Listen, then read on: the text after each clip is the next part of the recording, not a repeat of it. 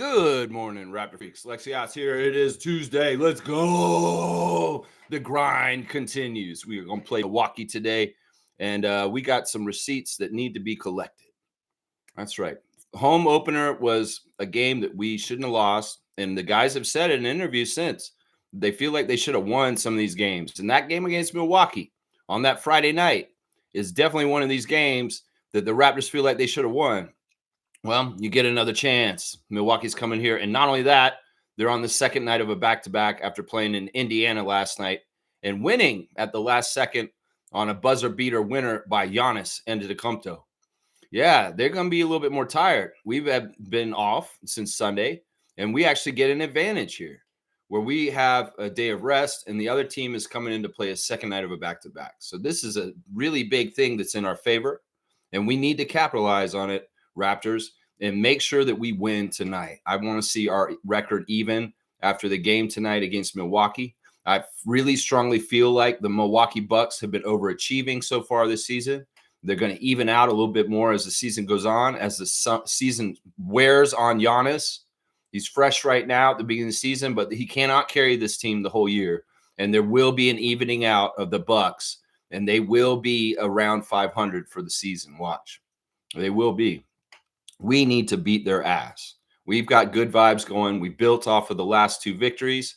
In some ways, we need to show progress made since the home opener to this time through the 4-game losing streak that we went through and where we're at now. That's the thing. Darko said this in the practice interview yesterday. This is an 82-game journey. And so many casuals, so many people have been overreacting way too soon and determining this. In fact, in the interviews yesterday, we really saw it from the press. A bunch of idiots there. I think that the one who asked this question to Emmanuel about the 1-4 record, I think that was that JD Bunkus idiot that does a Leaf-centric show on the radio or something. He came at Emmanuel with the most negative sounding question, talking about, oh, you guys were 1-4 and like, oh, all this stuff. And Emmanuel, you know what? This is the big difference, media. You guys have a scarcity mindset. Y'all are always thinking there's just so much in this world and we can only have this much. That's the lie of capitalism. That's the lie of the system and the people that are in power. They told to the masses, we have an abundance in this world. It's just they're greedy and they want to commoditize everything. And they programmed everybody's brain to be in competition in a scarcity mindset. So Michael Grange, Josh Lewinberg, William Liu, all you guys ask questions from a scarcity mindset to the players and the coach. They don't have scarcity mindset. They're in the circle of trust. And inside the circle of trust, the Raptors believe in an abundance mindset, which means everybody can achieve, everybody can have abundance, and everybody can do well. And that's true. And that's how a good team operates, and that's how a good team is successful. You can ask the most negative questions. And I love that Emmanuel and Jamal Shed were the two that did the interviews as players yesterday from our practice. They came at them with some of the most negative questions. They came at them with questions that get them in trouble. And they passed with flying colors. Emmanuel, quickly, you're a badass. You're a warrior of justice and love and peace. And I appreciate you. They came at you and tried to sewer you. What do you do when you go through a slump like this? What do you mean? I don't see myself as being in a slump. I just think that I'm just not making as many shots right now. It's all how you want to put the words to it. It's all how you want to perceive it. Michael Grange trying to say this. Don't put these labels on me because this is not how I self-perceive myself. And I love that stalwartness. In some ways, Emmanuel's confidence is not shaken. In some ways, Emmanuel has very much stood up there and said, look, if I do things right and I do things the right way and I'm pure of heart, I'm going to get the good stuff to happen. I have no doubt because I have faith in God and I have faith in myself. And that's the answer that they got when they tried to come at him with negative stuff saying, why do you not get down about being so bad right now? What do you mean? And even when they asked Darko, he said, Emmanuel's been slumping. He's like, I think that Emmanuel's just not making his shots right now. And he's changing. And, you know, everybody in the whole 82 is not going to be exactly perfect the whole season. And in some ways, he's just going through things. And I have to be a coach and support him and build him up. And we could get him back to playing at another level. That's what we want. They gave opportunities for Darko, Jamal, and Emmanuel to throw people under the bus yesterday in the interviews, and none of them took that opportunity. Jamal Shed, why are you getting to play more than your other teammates that are in their second year right now? I guess I'm just a little further ahead. That doesn't mean I'm better than them.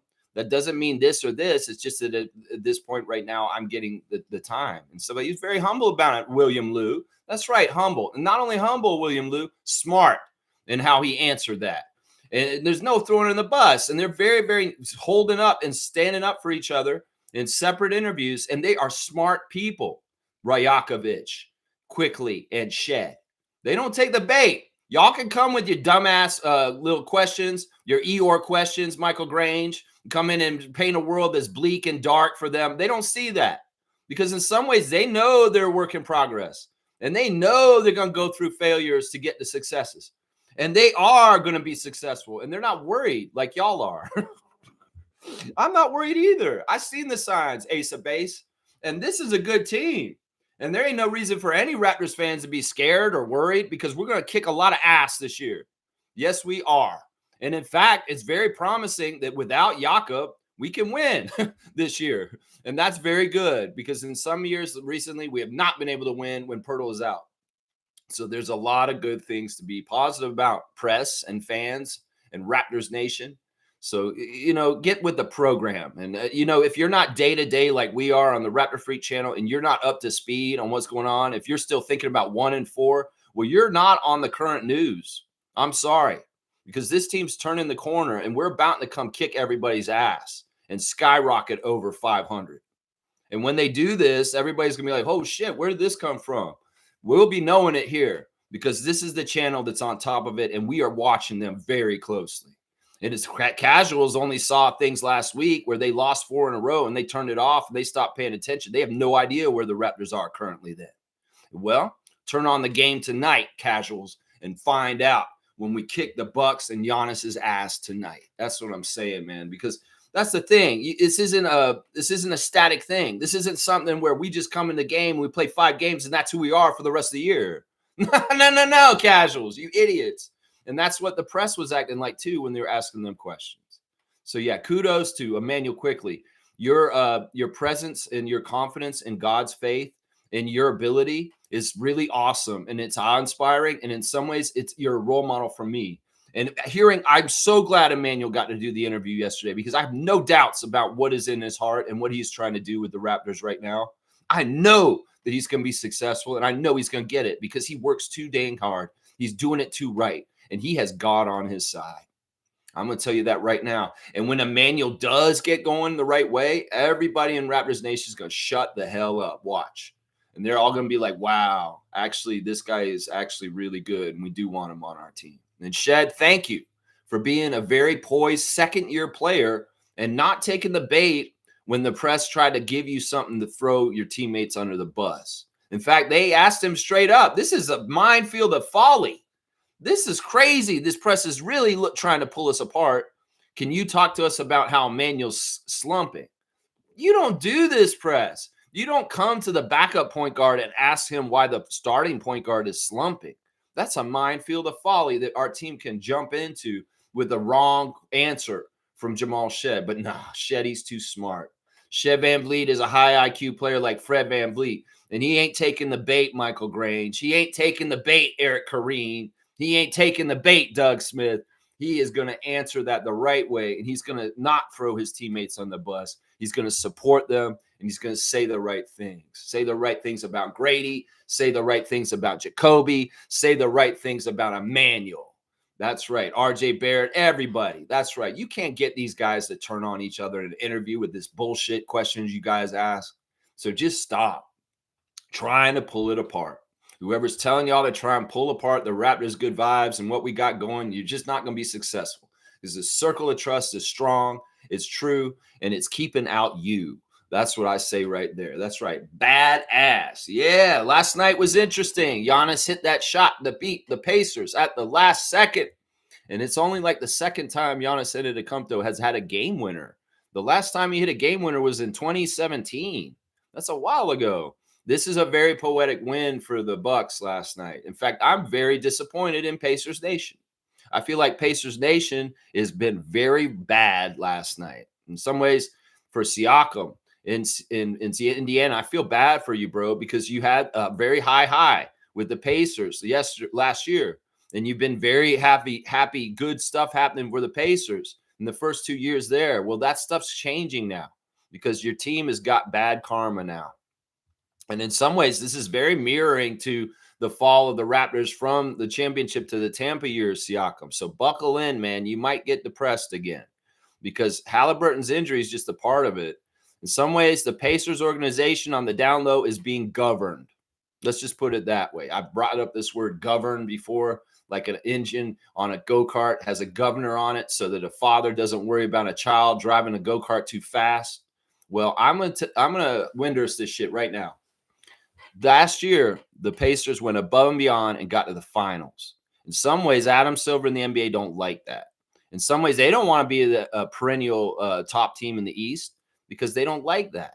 So in some ways, on the down low, there was, once Halliburton got hurt and he wasn't going to be around, the Pacers organization and their ownership had to make some decisions for this year. And one of the biggest ones was Miles Turner. There's a lot of different stories about what happened with Miles Turner this summer. Some people have said that Miles Turner went to sell out to get the money.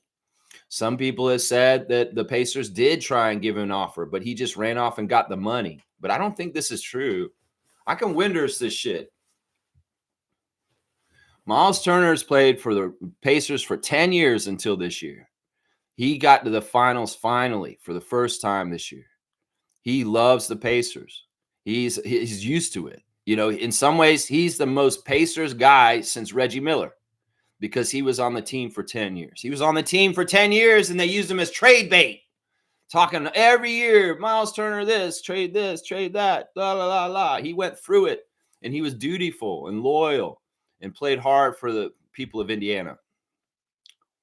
How tacky.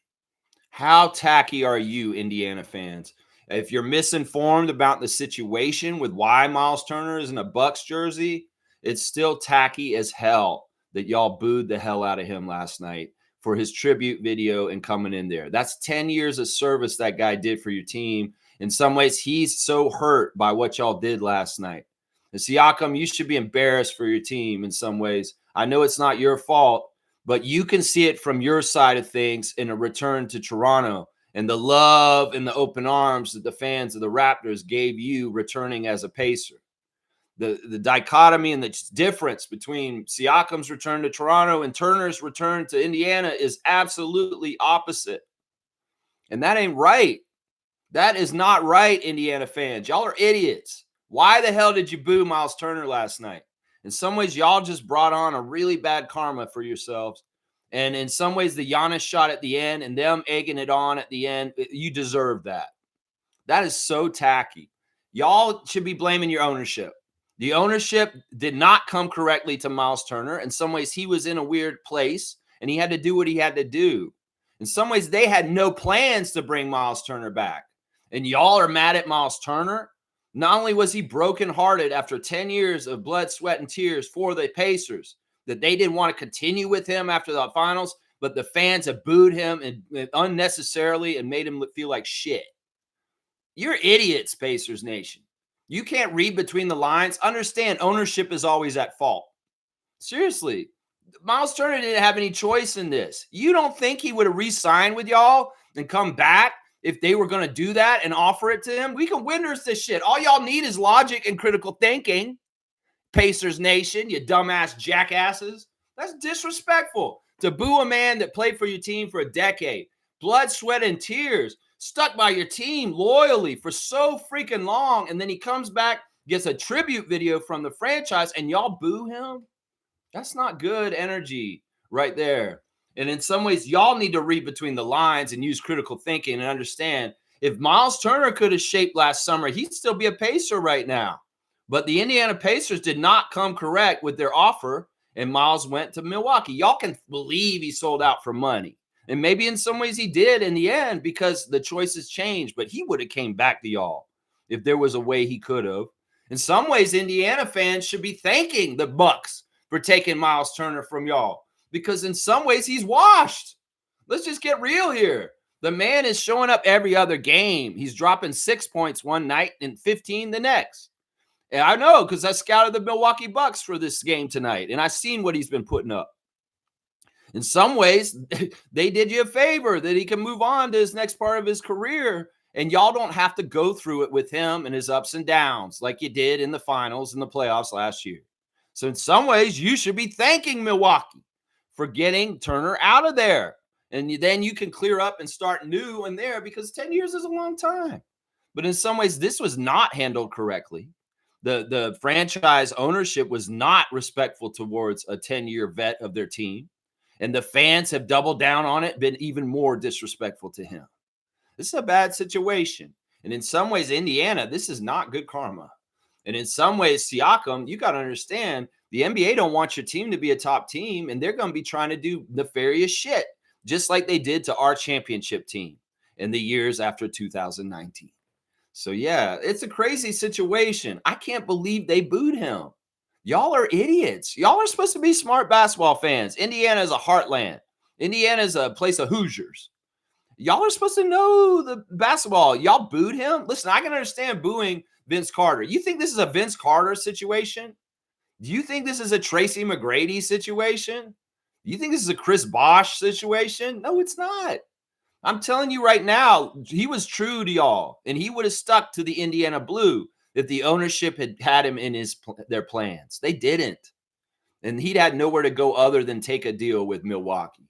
I wish Indiana fans realized that, because in some ways, listen, I would put this on Raptors fans tonight. When they come to the arena tonight and they announce Indiana Pacer Miles Turner in the starting lineup, I want to see the Raptors fans cheer for him tonight. Yeah, seriously. And that sounds crazy. Why would we do that? To make up for the unclassy reaction from the Pacers last night, a team he played for 10 years. We can show we're a way better franchise and fan base than the Indiana Pacers if we show a classy move tonight and actually cheer and celebrate Miles Turner when they announce him in the introductions tonight. He might be like, holy shit, these guys in Toronto are awesome. You know what? I'm a Lego maniac. And I love Toronto. And honestly, if I ever could become a Raptor, I'd love that. See, that's the kind of stuff you want, energy out there, putting it out like that. You don't be putting out that energy like that, Pacers Nation. You're messing with some dangerous shit. Because seriously, that man toiled for y'all for 10 years. And that's a thanks y'all give him? Y'all are tacky as fuck. Two-finger salute to Pacers fans right here for your shitty-ass treatment of one of your legends, honestly. A cornerstone of your franchise. Somebody who played for y'all for 10 years. That is not common in this league. I can't believe y'all did that to him. All right, let's get into the preview. We'll start talking about the game now. The injuries. This is actually very promising, guys. Jakob played and practiced fully yesterday. Jakob Poeltl was full participant in practice, and we're not doing calls today. Seymour, it's Seymour. Seymour, we're not doing calls today, man. And it's really because I got to do the intro and I'm behind right now. I'm not doing a call right now. It's not a reaction stream. This is a preview stream. Sorry, Seymour. Call me tomorrow because I got to do this. I got to do the ref report. I'm writing a run here. Jakob Poeltl is possibly going to play today. And I'm okay with him playing if he comes back. We need to kind of get him back and integrated because, it's better for him to be in the lineup than not in the lineup. Yeah, I wish you'd call me yesterday, Seymour. I was definitely wanting calls yesterday, but today's not a non-call day. All right, and then on Milwaukee, let's go look at them. Kevin Porter Jr. is the only one listed. Giannis was listed yesterday, day-to-day, but obviously he played. And also, he's probably not going to miss today. So he's not any kind of injury list. Kevin Porter Jr. is out. He's been out. He missed the first game with us.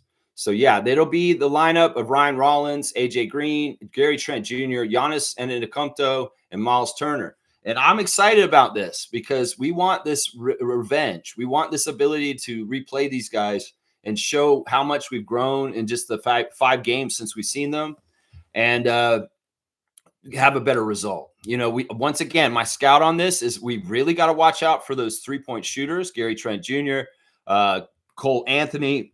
Kyle Kuzma has played better recently, so we got to watch out for him. AJ Green, of course, a great shooter. And Ryan Rollins has been the real surprise for the Bucks so far this year. He's been playing way above and beyond. And in some ways, he's helping to carry the Bucks as a one-man show with just Giannis as the focal point.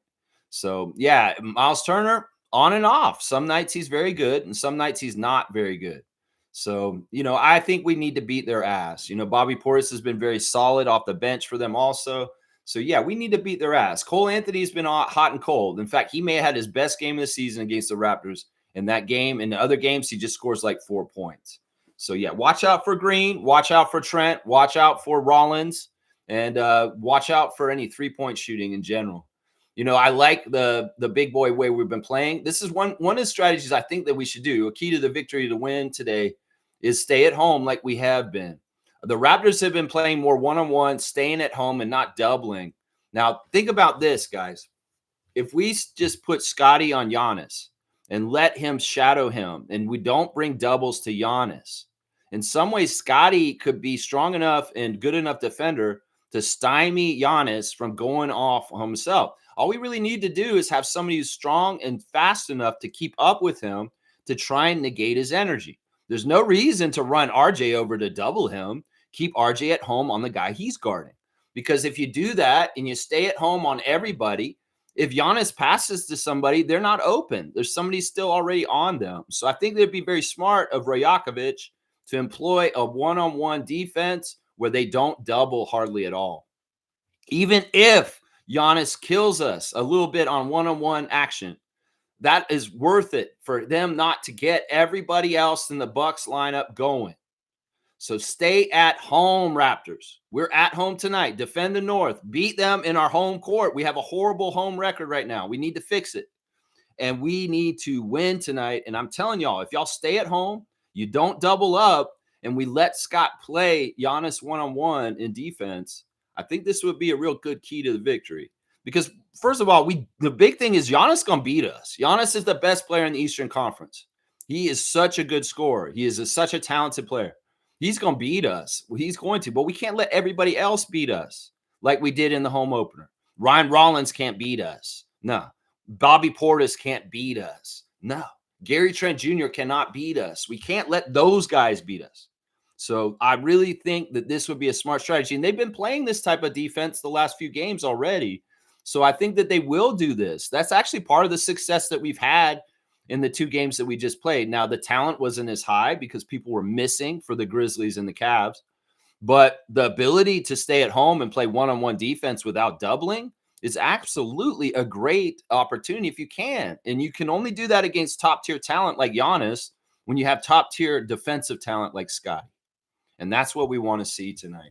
I think that could be one of the biggest keys to the victory tonight. Seriously. We obviously can't let them shoot threes like crazy. That's a strength for them. So stay at home and don't let them get any open shots. You cover up Gary good. That's what I'm saying. Let's go look at the referees real quick. Seymour, if you give me like maybe an hour, you can call me maybe in like an hour deeper into the show. I just want to do my intro run stuff first. All right, we've got a really good ref crew again tonight. First of all, in the replay center, it's going to be Benny and Maru and Sean Wright. And our crew chief today is Giamitas Petraeus, number 50 from Lithuania, his 11th season. He likes the show Narcos. His favorite movie is Coming to America. He listens to Swedish House Mafia. His favorite book is The Great Gatsby. Very disgusting display by Donald Trump spending $3.5 million on a Great Gatsby themed party, which he totally goes over his head. That he doesn't even realize the tale of Great Gatsby by F. Scott Fitzgerald is actually indictment of the greed of the rich class and the waste of their potential and who they are because they're so shitty. It goes right over his head that he doesn't even understand that about Gatsby. So either way, while people are in trouble financially, this man's burning through money in really weird, fucked up dictator ways, like destroying the White House and having the Great Gatsby themed party. But that's the favorite book of Giamitas, The Great Gatsby.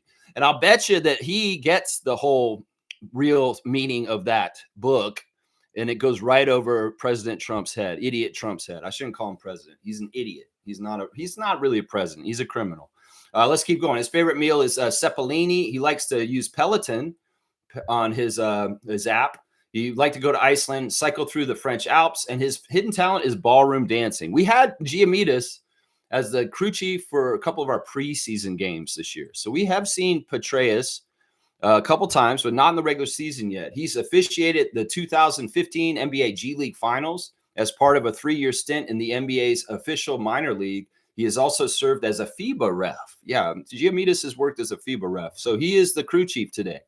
And he is the highest winning percentage for the Raptors out of the 3 refs today. We win 59% of our games. That's a beautiful, beautiful percentage. He is up there.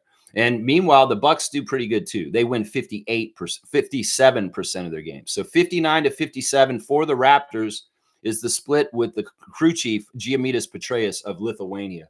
The second ref today is going to be the lawyer, Brent Barnecki, number 36. This will be the second game this year that Brent Barnecki has refereed for us. He refereed the opener against Atlanta that we won. So we won the first game this year with Brent Barnecki present. He's from Hamilton, Ohio, 16th season, number 36. His favorite TV show is Hardwood Classics. His favorite movie is For the Love of the Game. He listens to Chris Botti. His favorite book is Ego is the Enemy. His favorite meal is chicken parmesan. His favorite app is FaceTime. He'd most like to visit Italy. And his bucket list is to go to the scuba dive in the Great Barrier Reef. Yeah, Barnecki was a member of the crews that refereed NBA games in London and Rio de Janeiro in 2014. Mexico City in 2018, and Paris in 2025. He also worked the Rising Stars competition during NBA All-Star 2014 in New Orleans. Yeah, Barnecki is the lawyer, and he is the worst ref for the Raptors today. We win 44% of our games. We're in the red zone with him. He has a similar 49%. It's not a huge split, 44 to 49 for Milwaukee with the lawyer, Brett Barnecki. But once again, we did win the first game this season with Brett. So just so you know. All right, and the third ref is a nice ref. He's an old-time favorite with us, JT Orr. JT Orr out of Pomona, California in his 15th season, number 72. His favorite TV show is Boom, Boom, Boom.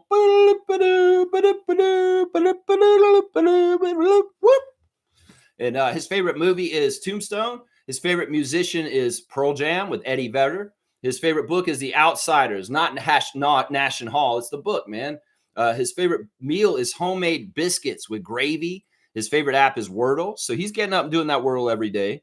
He'd most like to visit Glacier National Park. His bucket list is start a dog rescue. And his hidden talent is impressionist painting. Yeah, JT Orr has officiated 708 regular season games and 1 playoff game in 14 seasons as an NBA staff official. Orr made his playoff debut as an NBA ref in 2023-24 season when he worked game 1 of the first round series between the Pelicans and the Thunder.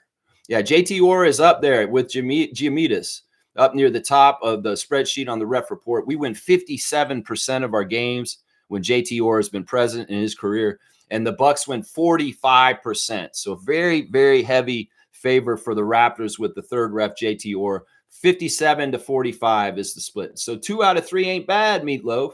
The crew chief and the third ref are favoring the Raptors. Meanwhile, the referee, the second referee, the lawyer is kind of So yeah, there's your referee check right there. Yeah, it's a good crew. We've had excellent crews pretty much the last week. I feel like all of our crews have been very balanced and very top-notch refs. So thank you, NBA, to sending very high-quality referees to Raptors games this week. All right, let me get into the chat with you guys, and we'll start reading the comments. We still got other stuff to do. I got the straight goods on Canadian goods, Instagram stories. And yeah, Seymour, if you could give me, maybe I should make the rule. Don't call me in the first half hour of the show because I got to do all the regular stuff, and I don't want to get put off track.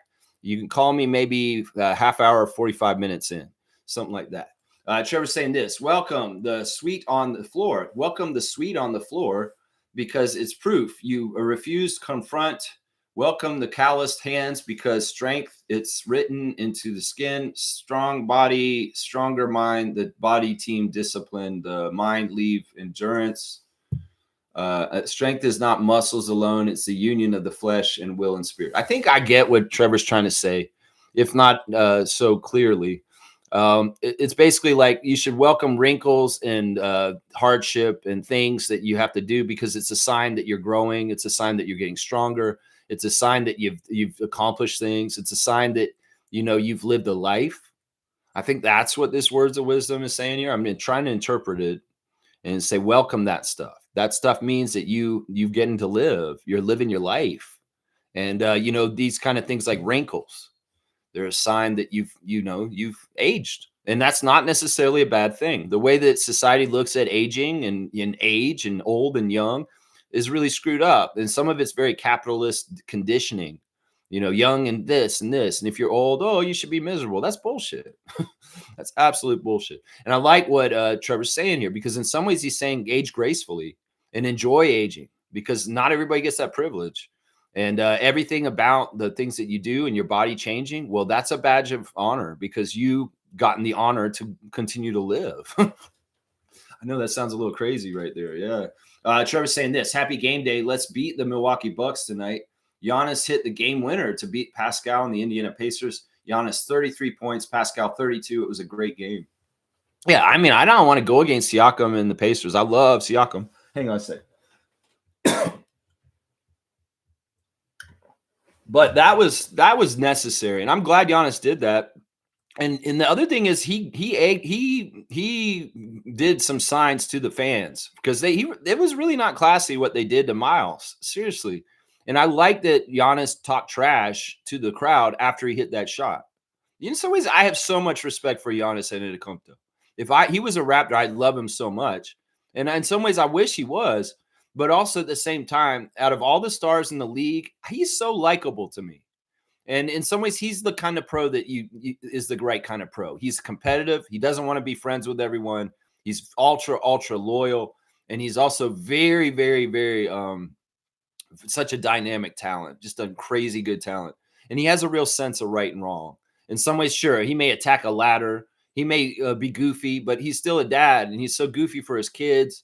And in some ways, he's naive and immature in some ways, but also at the same time, he's also very astute and mature also. So I don't know. Giannis is a weird guy. In some ways, out of all the top stars in the NBA, I respect him a lot, and I appreciate him. I really do. And I like his sense of justice. I really do. He didn't have to do that at the end of the game, but in some ways, it's like, I'm doing this for my friend Miles, is what he was doing, man. Because it was amazing. Yeah, Trevor's saying Detroit beat the Grizzlies and John Morant played.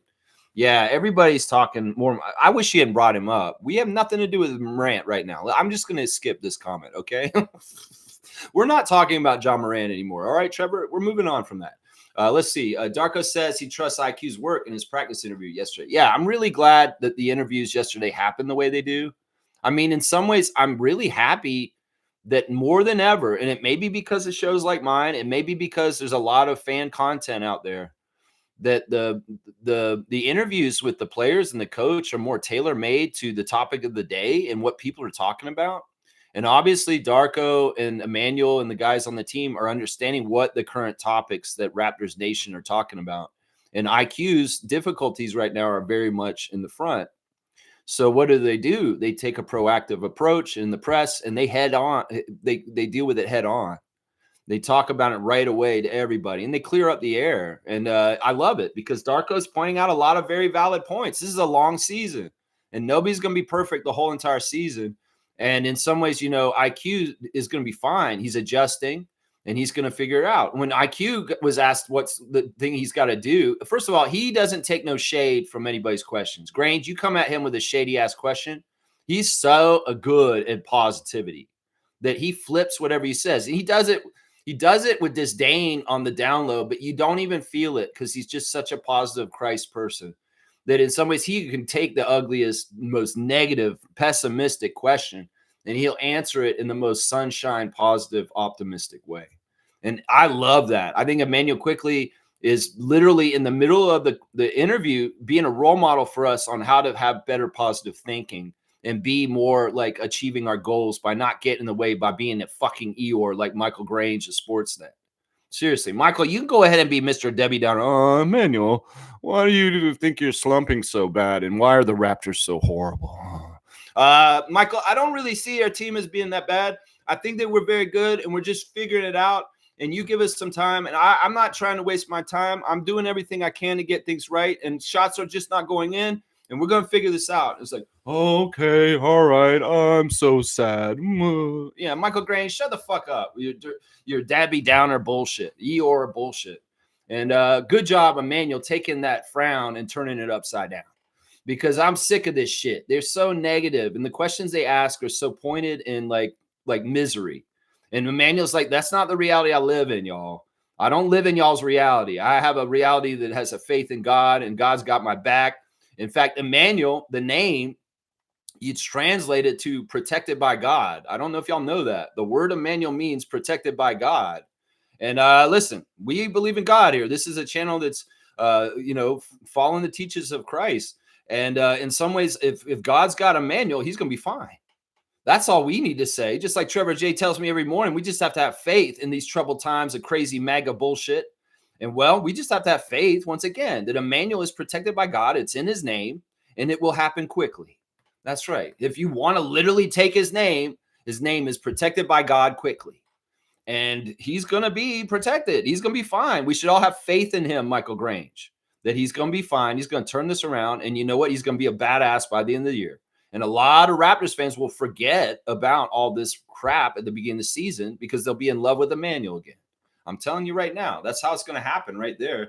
James is here. Good to see Raptor Freak James in the house. Pascal's averaging 26, 8, and 5. I love it. I love it. You know, in some ways with Halliburton out the way, he definitely does have to get that bigger share. So, Pascal, I love you, man. Just keep doing what you do. And, man, Pacers fans, be better. Let's just say that. Be better. James is saying, I should have picked him for fantasy this year. Well, woulda, coulda, shoulda, James. And the draft's over. And, well, you're one of the 2-0 teams, so you can't be doing that bad, my guy. Let's check early returns on the third week of our season. I've got a big lead on Bryce to start. Looks like Cool Cat is beating Jason Dukes to start. Jason texted me yesterday saying, I have so many players injured. What is going on? Listen, that happens sometimes, Jason. I'm sorry. That happens. You get 5 guys on the injured reserve all of a sudden, and you can't drop any of them because they're too good. Man, it's tough, man. Jason, you got to do what you got to do. Fiercey is losing to Cass so far this week. We got Kareem over Amari right now in a Western Conference, Western Division matchup. MK is leading over Andrew. And we got Gerald beating Nins, and Logical Raptors Fanatic has a slight lead over HC. And James is doubled up by Amit right now. James, you better get going in your matchup with Amit the GOAT. He is kicking your butt right now. Yeah. James saying someone posted a link on Discord, IQ off the bench once Yak returns. Thoughts? That's not the idea. That's not what we're going to do. Once again, I want to say this to people. The people that start is due to how much they get paid. And you got to go to ESPN, James. Get our roster. Go to the Toronto Raptors roster. They have a little column that has the payments for all the players. Now hit the top so you can see who's the highest paid person at the top and look down. That's the list of the order, how they decide who's going to start, is how they get paid. And it's not going to happen. In some ways, once again, I'm going to say this over and over again. IQ is in its position where we want to feed his confidence. We don't want to make his confidence worse. And bringing him off the bench is not the right move. He's a starter. He gets paid starters minutes. He's going to start. He could lose his starting spot to Jamal if Jamal really blows up and does crazy stuff. Or maybe Jamal has to start because IQ's not available. That's the only way this works. IQ's going to start. That's just it. And a lot of this speculation, trade talk, and changes to the starting lineup, it's not necessary. We don't do this shit on this channel. We only react. We don't propose. We don't tell them what they need to do. If they're going to take Emmanuel out of the starting lineup, I'll react to it after the fact. I won't tell them to do it. I won't say do this because in some ways I look at that as throwing the player under the bus and not being positive for him. So, yeah, it's a non-starter. Idiots on Raptors Nation and other places can go ahead and talk about it all they want. It doesn't matter. They have no power in it. And first of all, like I said, I asked this question to Coach Evo myself. The coach's open house. How do y'all decide who plays and who starts and who gets how many minutes? He said it's because how much they get paid. And that's just the truth. Y'all, seriously, that's how it works in the NBA. That's those contracts. They designate that you're a starter. You make $30 million a year, you're a starter. You don't pay people $30 million to come off the bench, James.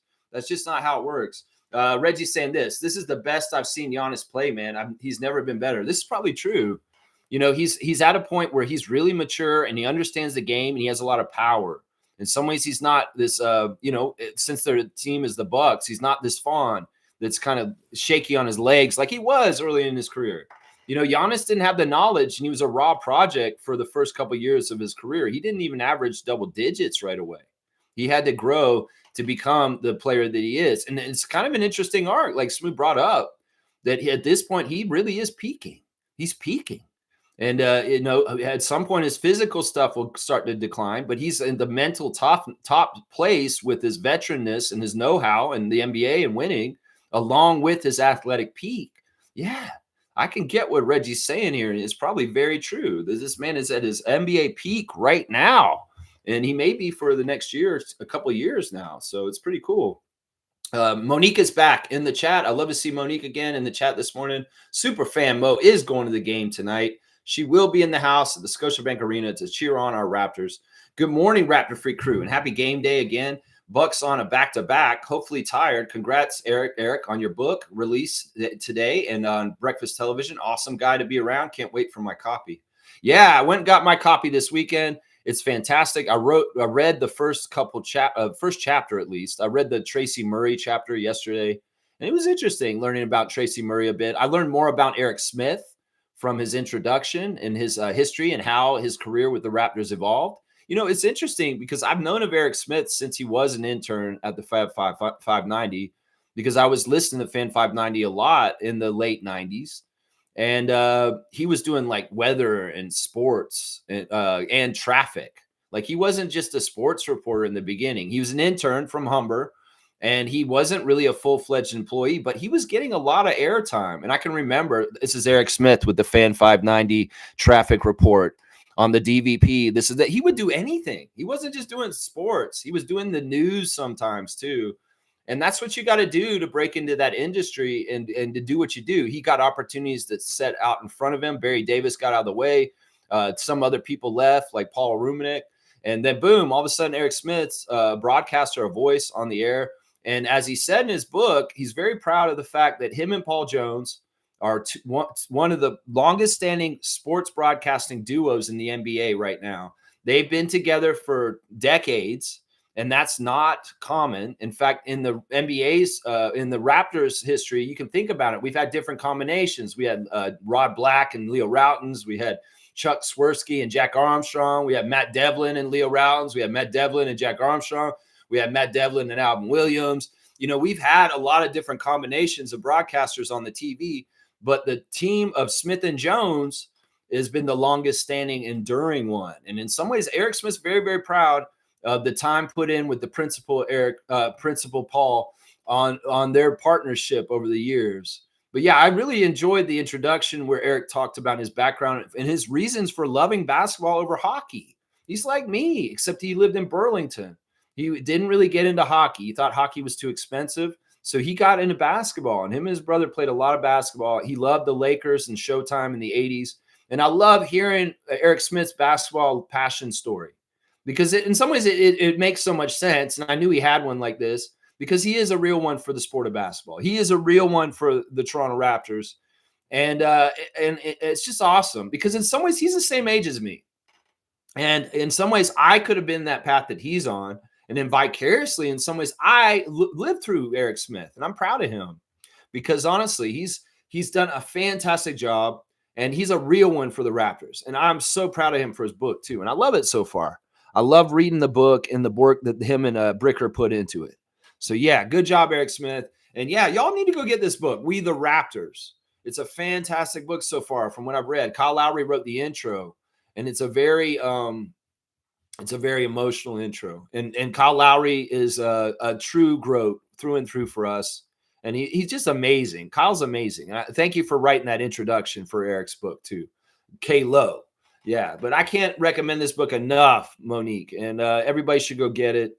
And yeah, Eric Smith, you're awesome, man. I think Mo's right. The back-to-back is a thing that we need to take advantage of. And Raptors, we've been running short-handed teams off the court the last two games.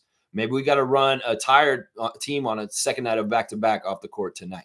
That's what I'm saying right there. Yeah, Smooth saying Giannis looks like he's on a mission. Yeah, well, it don't matter if you don't have the arsenal around you.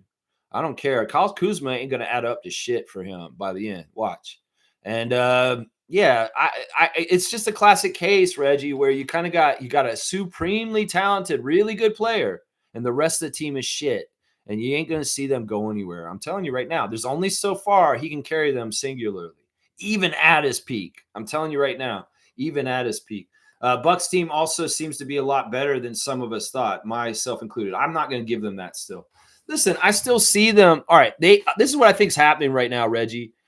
Giannis is really determined, like you said, and he is really playing hard and playing competitive. He's got a bunch of streak shooters on his team. He's got guys that are not going to be dependent on. They're on right now. That's part of it. He's got guys that are actually hitting their shots right now. But if a whole bunch of them go Gary Trent Jr. cold, all of a sudden, they're not going to be able to do jack shit with just Giannis running things by himself. So, no, this is fool's gold. This is the one thing I'm going to say to people right now. Everything in the NBA right now is not set in stone. This is such a weird period, and the league is so even right now. It's so even. Sure, we can say Oklahoma City is that, and Wemby is that. Sure. But the rest of the league is not settled at all. Nothing is settled. Nothing about who is what, especially in the Eastern Conference. Especially in the Eastern Conference. We need the dust to settle after 20 to 25 games. We need to see whose records are looking like around December and Christmas. Because I'm telling you right now, there's a lot of false pretenders that are near the top of the standings in both conferences that are not going to be there in 2 or 3 months. And there's teams that are in different places that don't look as good that will be up there. And we're one of those teams. So let's not make any snap judgments for the rest of the season off of the first 2 weeks of the season. Because I'm going to tell you right now, there's nothing to figure out right now because everything is jumbled. You can go look at the standings right now, and you will see it's a absolutely open horse race for anybody to get going. And in some ways, you want to have the legs, you want to have the depth, you want to have the talent to do this, and we do. Milwaukee doesn't. I'm telling you right now, they have no depth. They're a one-man show, and this is not a sprint. This is a marathon. And maybe they started the season with a bunch of sharp shooting, but that is not going to last. You know that. Like, look at them on paper, Reggie. Do they have a sustainable team for the whole entire year? Seriously, don't kid yourself. They got off to a hot start because Giannis is anxious and he wants to prove that he wants to stay in Milwaukee, so he's doing everything he can. But his teammates will let him down by the end of the year, and he will be a man on an island doing everything by himself. That's just it right there. I'm not giving them anything. You think that they're a lot better? I don't. I still don't believe in them. And by the end of the year, you'll see what I'm saying. Fiercely saying this. Good morning, fam, and happy game day. Giannis is on a high from yesterday's game, but he is hungry to win, and it will be a fight tonight. But we've got this. Yeah, that is on our side that he had to play last night, put out all that energy, and he's been day-to-day the days before that. So he's slightly hurt on the down low too. So, yeah, I love this game tonight because I want get back. I want Scotty and RJ and Brandon to get a chance to beat Giannis's ass this time. Because honestly, I felt embarrassed by the way they lost the home opener. They should have never lost in front of the home crowd in our home arena. We should have defended the North, and the Raptors should have had more pride in that game to make sure they won it. But instead, they weren't totally with it yet. They hadn't turned it on. Well, they turned it on. In fact, they talked about it yesterday in the interview with Jamal Shed. And this may have been after this game. Jamal said, they asked Jamal, what was going on when y'all were losing? Like, how are you dealing with that? And you say, were you panicking? He said, we did panic at first, but not like panic in a bad way. We did panic. We got together, and I came out and said something because they asked him who were the leaders on the team that were talking to the whole team to get it right during the 1-4 losing record. Jamal said after one game, I said something. I came out and said something. In the next game, Scotty came out and said something. And then Yacht came out. Even though he's not playing, he came out and said something about this is not us. And Temple did too. And this is good. It could very well be that Jamal Shed said after we lost the Milwaukee Bucks in our game opener, in our home opener in the locker room to the guys, this is not us. What are we doing? Because it wasn't them in that game. They did not put the effort in right. And it's crazy because Jamal Shed even said this in the interview yesterday. He said, no, it wasn't the coaches. Don't blame the coaches. We gave bad effort. So it's exactly right. I said this shit last week when people were throwing Darko under the bus. The coach is bad. The coach is bad. I said, no, the players aren't playing hard enough. They're not playing with effort. They're not playing with effort. And Jamal Shed basically in the interview said yesterday, yeah, don't blame the coaches for what's happened this season so far. We did not come correct with our effort. And it's us. It's us. We should have been playing harder. See, I love this accountability. I love this, standing up for each other. I love this, we're not throwing each other in the bus, even if the press is trying to set up questions for us to do that. And that's important. That's a good team. That's a good chemistry. It's like, look, there was tough times recently. We got tested. It's real easy for the Raptors to turn on each other and start finger pointing at each other and say, no, it's your fault. No, it's just your fault. And then they're not together. They have to weather this kind of stuff. And when they do, and they're successful and they're still strong together after adversity and losing, that makes them even stronger. And Scotty knows this. He's like, in his years in the Raptors, we've gone through tough times of losing, and that's always been this big stressor. We have to stress that we have to stay together through this all and not turn on each other. It's that kind of stuff. And well, the Raptors had a test of that this year already, and they passed because they're not against each other. They're one for all for one, win for all. And they're also supporting each other and propping each other up. What did Jamal said nice things about Jacoby and Grady and RJ and Emmanuel. He didn't throw any of them under the bus. Emmanuel quickly said, you know what? He said this. They said, what do you think you need to do to be better, Emmanuel? He said, I need to be more aggressive with what I'm trying to do. But then he said the second part, more aggressive in finding my teammates too. And that was a balance. And that's that Grady Dick pass for him to get 3. He needs to be more aggressive in finding his teammates and setting them up for passes. So he gets the assignment. He's got to be more aggressive. Hopefully he makes more shots for himself. And also he's more aggressive in finding his teammates, getting assists, and setting up Grady Dick for success. That's it. He gets the assignment. He's understanding exactly what he's supposed to do. If anything, put the mic in front of Emmanuel quickly so he can spit exactly what he's all about, and we can all feel better because he's exactly who he's portraying himself to be. He's a man of God, and he's protected by God, and we all have faith that he's going to come through this. He's going to be a badass no matter what. Yeah, that's it right there. That's it right there. Smooth saying this. Giannis always takes it personal against the Raptors. This will be a very tough game. Yeah, I mean, let's not build this up like that. It's not like that.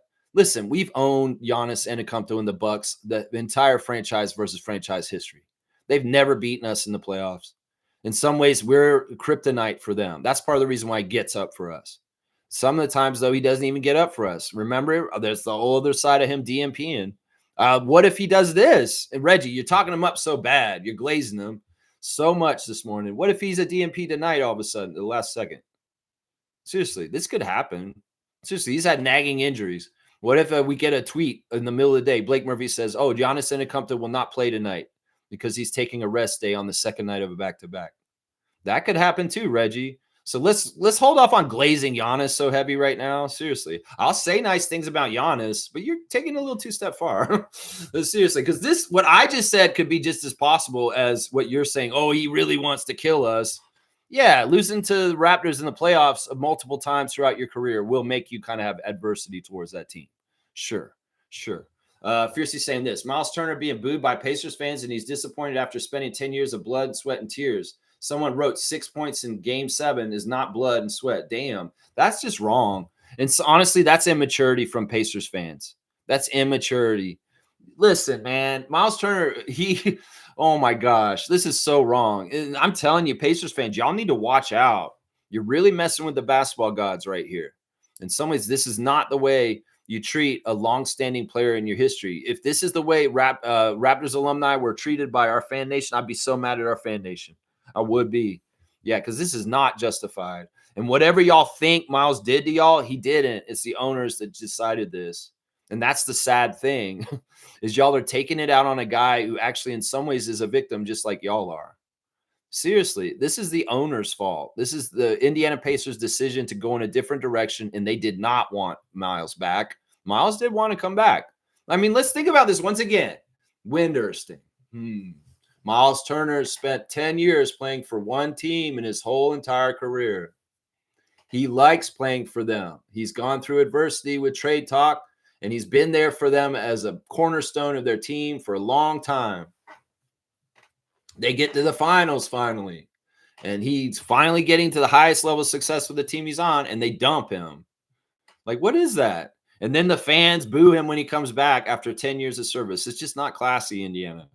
I don't care. Some of y'all hopefully were cheering him, like real ones. You know what? The Pacers fans that cheered Miles Turner and are not falling for this bullshit and didn't boo him, y'all are cool. Y'all are cool. Did he do a Vince Carter, y'all? Seriously, let's look at this. Did he do a Vince Carter, y'all? Oh, because he went to hated division team, a team that's the enemy. Well, in some ways, yeah. I mean, that was the team that wanted him. and that could give them money. But it's like I just don't get this. Like seriously, where's the anger towards Miles Turner from Pacers Nation? Seriously, where's the anger? In some ways, look, if you can't have this one way, you're gonna say, oh, he got us 6 points in the game 7 of the finals. And yeah, but you're unhappy he's not on your team anymore. That should be like, wow, thank you, Milwaukee, for helping us shed our skin as a team and to go in the new direction and stuff like that. Because Miles was on our team for a long time. It's a new era. You should be kind of thanking Milwaukee if you're so mad at him because you think he's washed and he couldn't be there for y'all dependably. In either way you slice it, Pacers fan, you look stupid. You look bad for this. Seriously. If people are gonna come at Raptors Nation for the Kevin Durant injury in the finals in 2019, people need to come at Indiana for acting out of pocket towards Miles Turner right here. Seriously. Maybe I just don't get it. Maybe it's kind of like how people don't get how I wouldn't like Vince Carter at this point in my life. Seriously. Maybe I just don't get it. Maybe there is a real reason for them to hate Miles Turner. But I don't see it. I don't see it myself from the outside trying to look at it. I don't see it. It's weird, man. Fiercely saying Emmanuel quickly as well, media trained after Nick's crazy experience. We stand by IQ. Yeah, it's down hard. This is the thing. I read people when I watch the interviews and I read their energy. Emmanuel's hurt by a lot of this, guys. He's hurt by this. He's hurt by people not having faith in him. He's hurt by Raptors fans throwing him under the bus so easily. He's hurt by people like, what James suggested, that he should come off the bench. He's hurt by all this. In some ways, we need to show loyalty and grace towards him while he's struggling a little bit. He wouldn't even say that he's struggling right now. He said that it's like, I don't look at it as me struggling. It's just I'm not playing at the level that I'd like to play right now. But I didn't characterize anything about what's happening with me as struggling. He's a very positive person, and he doesn't want to take these negative connotations. And that's the way winner thinks. That's the way somebody who achieves and gets through things faster thinks. They don't get bogged down in the bullshit, and they don't allow other people to label who they are and what they're doing. And I like that about it quickly. I like that a lot about him, man. It's really good. Seymour saying this, Lex, look up Sparwood, British Columbia. I just got offered a job paying out a $50 an hour pending decision, driving those big Tonka-like trucks. Dude, I don't know, man. I would say this. BC is a better province than Alberta, as far as I'm concerned. It's just a nicer place, and you may find that you like things out there better. I would say this. If that's what that really is, that's a deal, you should go do it. Seriously, I don't care. You're a city slicker. You can be wherever you are in Canada. You can be a Raptor freak out in the BC coast. I'll say this. If you're asking me for my advice on this, dude, you can already read the room and what's going on in your province right now. It may be exactly the opportunity you need. Because honestly, BC is a great, beautiful province. I've never been before, but I've heard all kinds of good things about it. As far as the weather's better, there's better fun things and beautiful things to see. The people probably, in general, are probably better there too. And you probably wouldn't deal with half the shit you're dealing with in Calgary.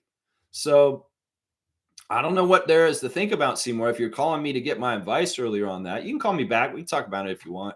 It's just I don't want to do it right at the beginning of the show. I really want to get that ref report and all that stuff in first because I want to make sure I get that done before I get cut off, just in case I get cut off. Reggie's saying this. I hope Scotty does not give him any added motivation. Oh, you mean flexing at him?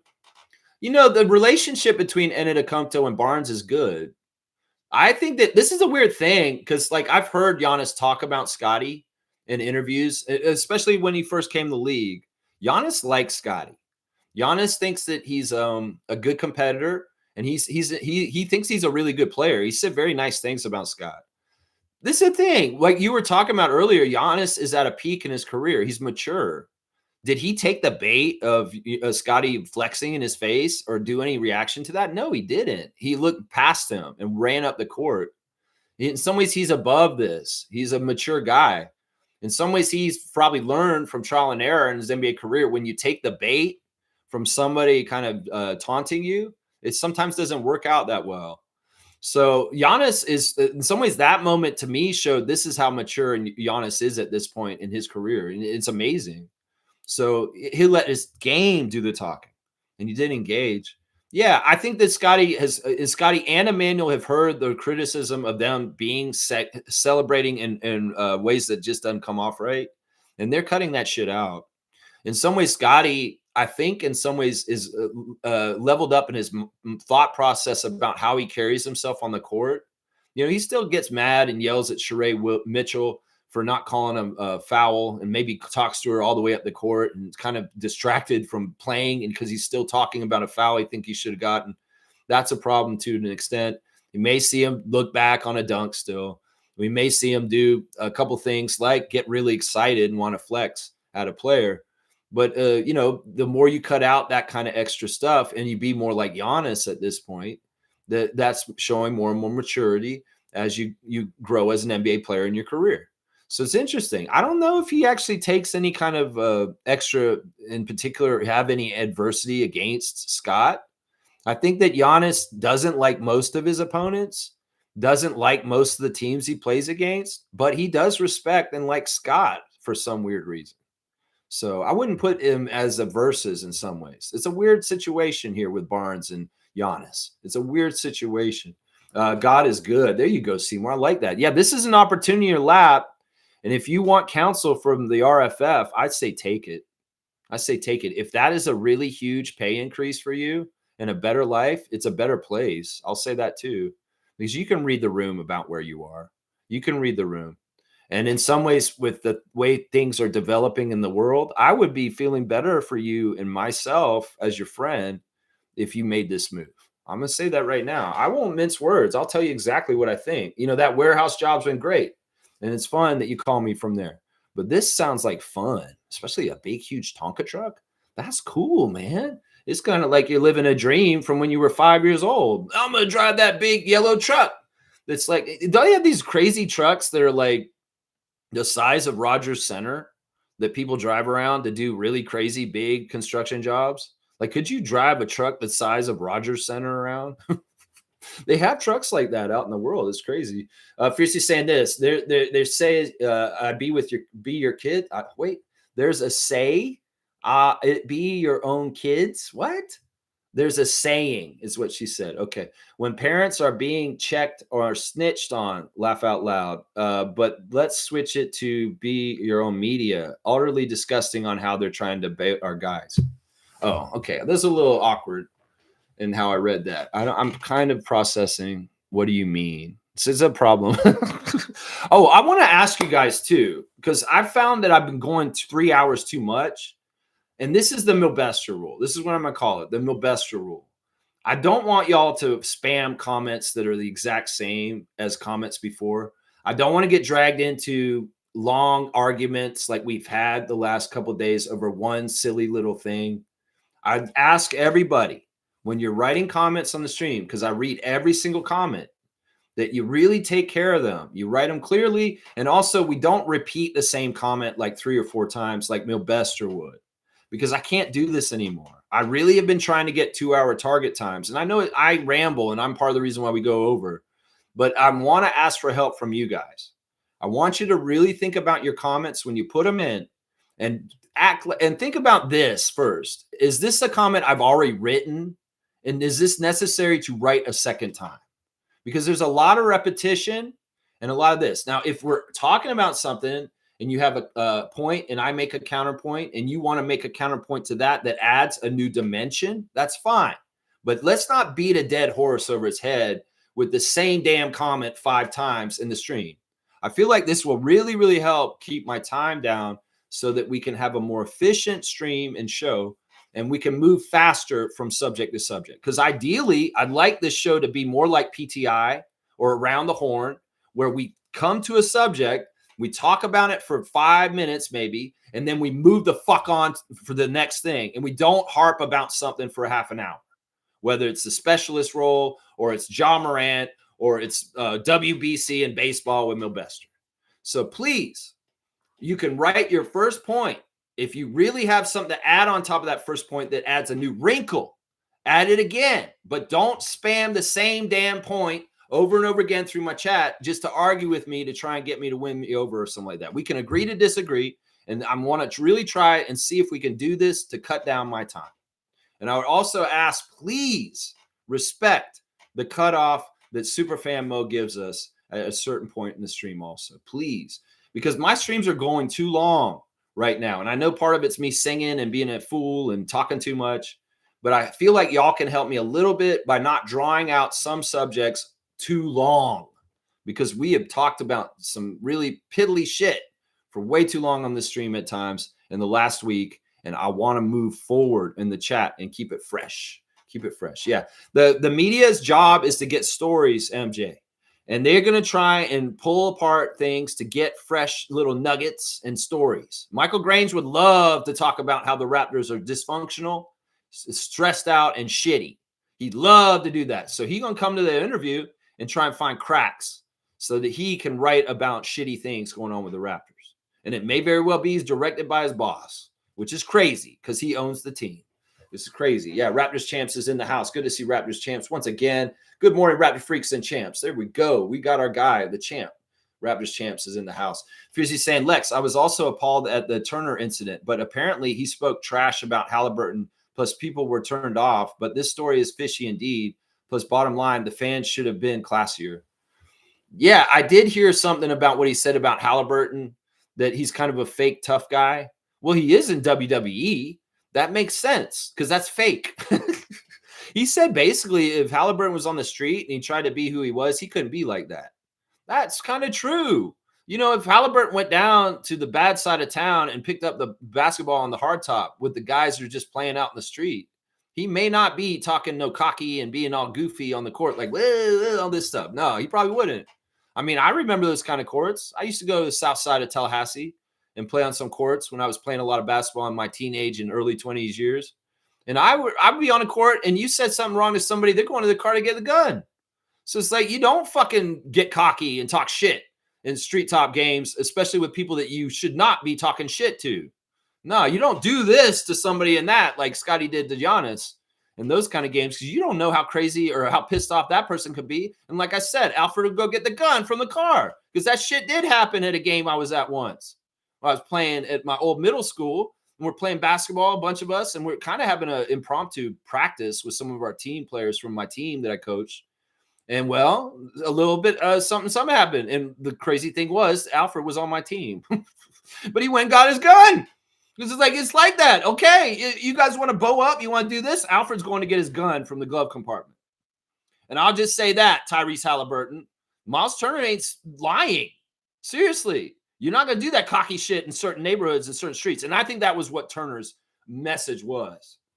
Anything but that. Seriously. Alfred will go get the gun from the glove compartment. That may be a statement that I use sometimes from now on. Alfred might get the gun from the glove compartment. It's a true story. Alfred, salute to you, man. I'm still Facebook friends with Alfred. And Alfred is doing very well right now these days. I love you, Alfred. You're a great guy. And thank you for playing for my team a long, long time ago. That's right. Mugarbe's here. Good to see Mugarbe checking in from Alberta. Good to see Mugarbe. Grand Rising Raptor Freaks. To be fair, Lex, when he left, he talked a lot of shit about the team. It was not about him leaving. It was about the shit he talked. He was hurt. I mean, think about it. His position, man. You know, how does a Miles Turner fan in Pacers Nation feel? Like a person, like a kid who grew up with watching him, and he's like their favorite player. And they see how this all unfolded like this. Do they go against Miles and say, yeah, you're a piece of crap for dumping on Halliburton and talking this trash to us? You know, he was hurt. That's what happens. We trade Norman for Gary Trent Jr. He's hurt. We decide we do not want to go in the direction with Kyle Lowry any further, and we trade him to Miami. He's hurt. This is a natural feeling for people to go through, especially when they spent a lot of time in a place like Lowry, like Turner, like Siakam. They're hurt. There's a little bit of a change, and you want to respect that a period to be able to allow them grieving and stuff. But there's a lot of confusion this summer. A lot of people saying this about Turner and being greedy to go to Milwaukee. But I feel like the confusion is brought by Indiana and their fans and their owners not wanting him to come forward with them. And that's the decision. That hurt Miles Turner. So does that make sense that Miles Turner might talk trash about the Pacers organization because they discarded him after 10 years of service? I mean, we can look at it. They've got to look at it from all sides. Sure, y'all can get upset because he talked trash on the way out. He's sad that y'all didn't keep him. You can't read this seriously. And that makes it even more sadder that it's a toxic breakup. And now You've broken bonds with a decade-long player that's a pillar of one of your eras in your history, Pacers Nation. I mean, you got to look at the bigger picture. In some ways, hopefully there'll be healing, like we've had healing with Vince Carter at a certain point, but that may not happen. Who knows? There's no guarantees. That you guys got to understand, anything he said angrily towards the Pacers is out of hurt. Does that make sense? Fiercely saying no reaction for Gary Trent's return to Toronto, but booing someone is more hurtful. You know, Gary's come back to Toronto many times since he left our team, and we did a tribute for him already. Now, they may not cheer him when they announce his name tonight, but maybe they will. Maybe they will. If somebody they announce him in the starters lineup for the Bucks tonight at Scotiabank Arena, maybe somebody will cheer for Gary tonight, and they should. Gary was a great Raptor, and in some ways, he's an upstanding guy, and he's never done anything wrong to us. And he loves the six.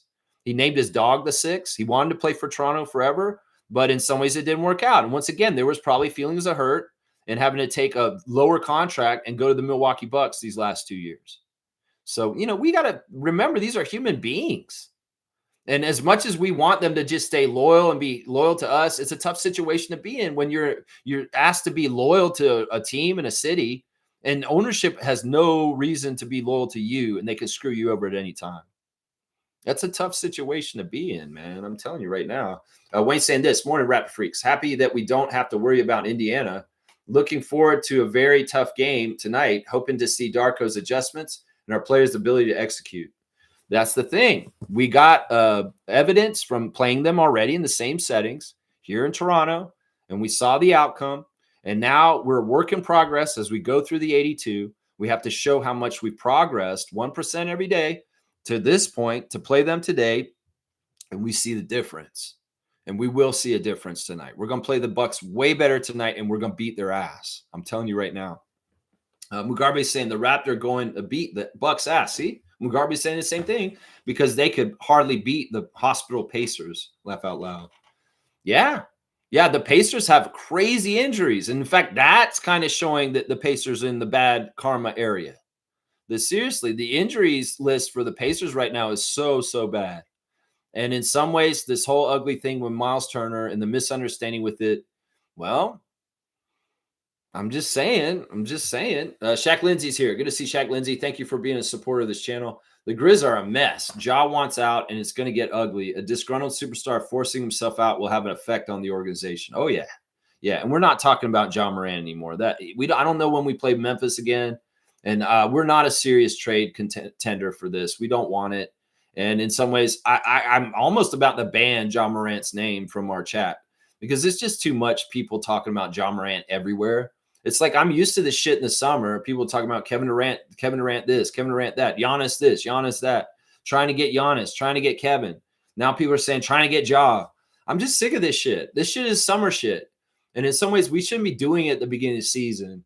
We should be watching the Raptors start the season and very much just focusing on that, not focusing on speculation of trades, not focusing on who should be starting or shouldn't.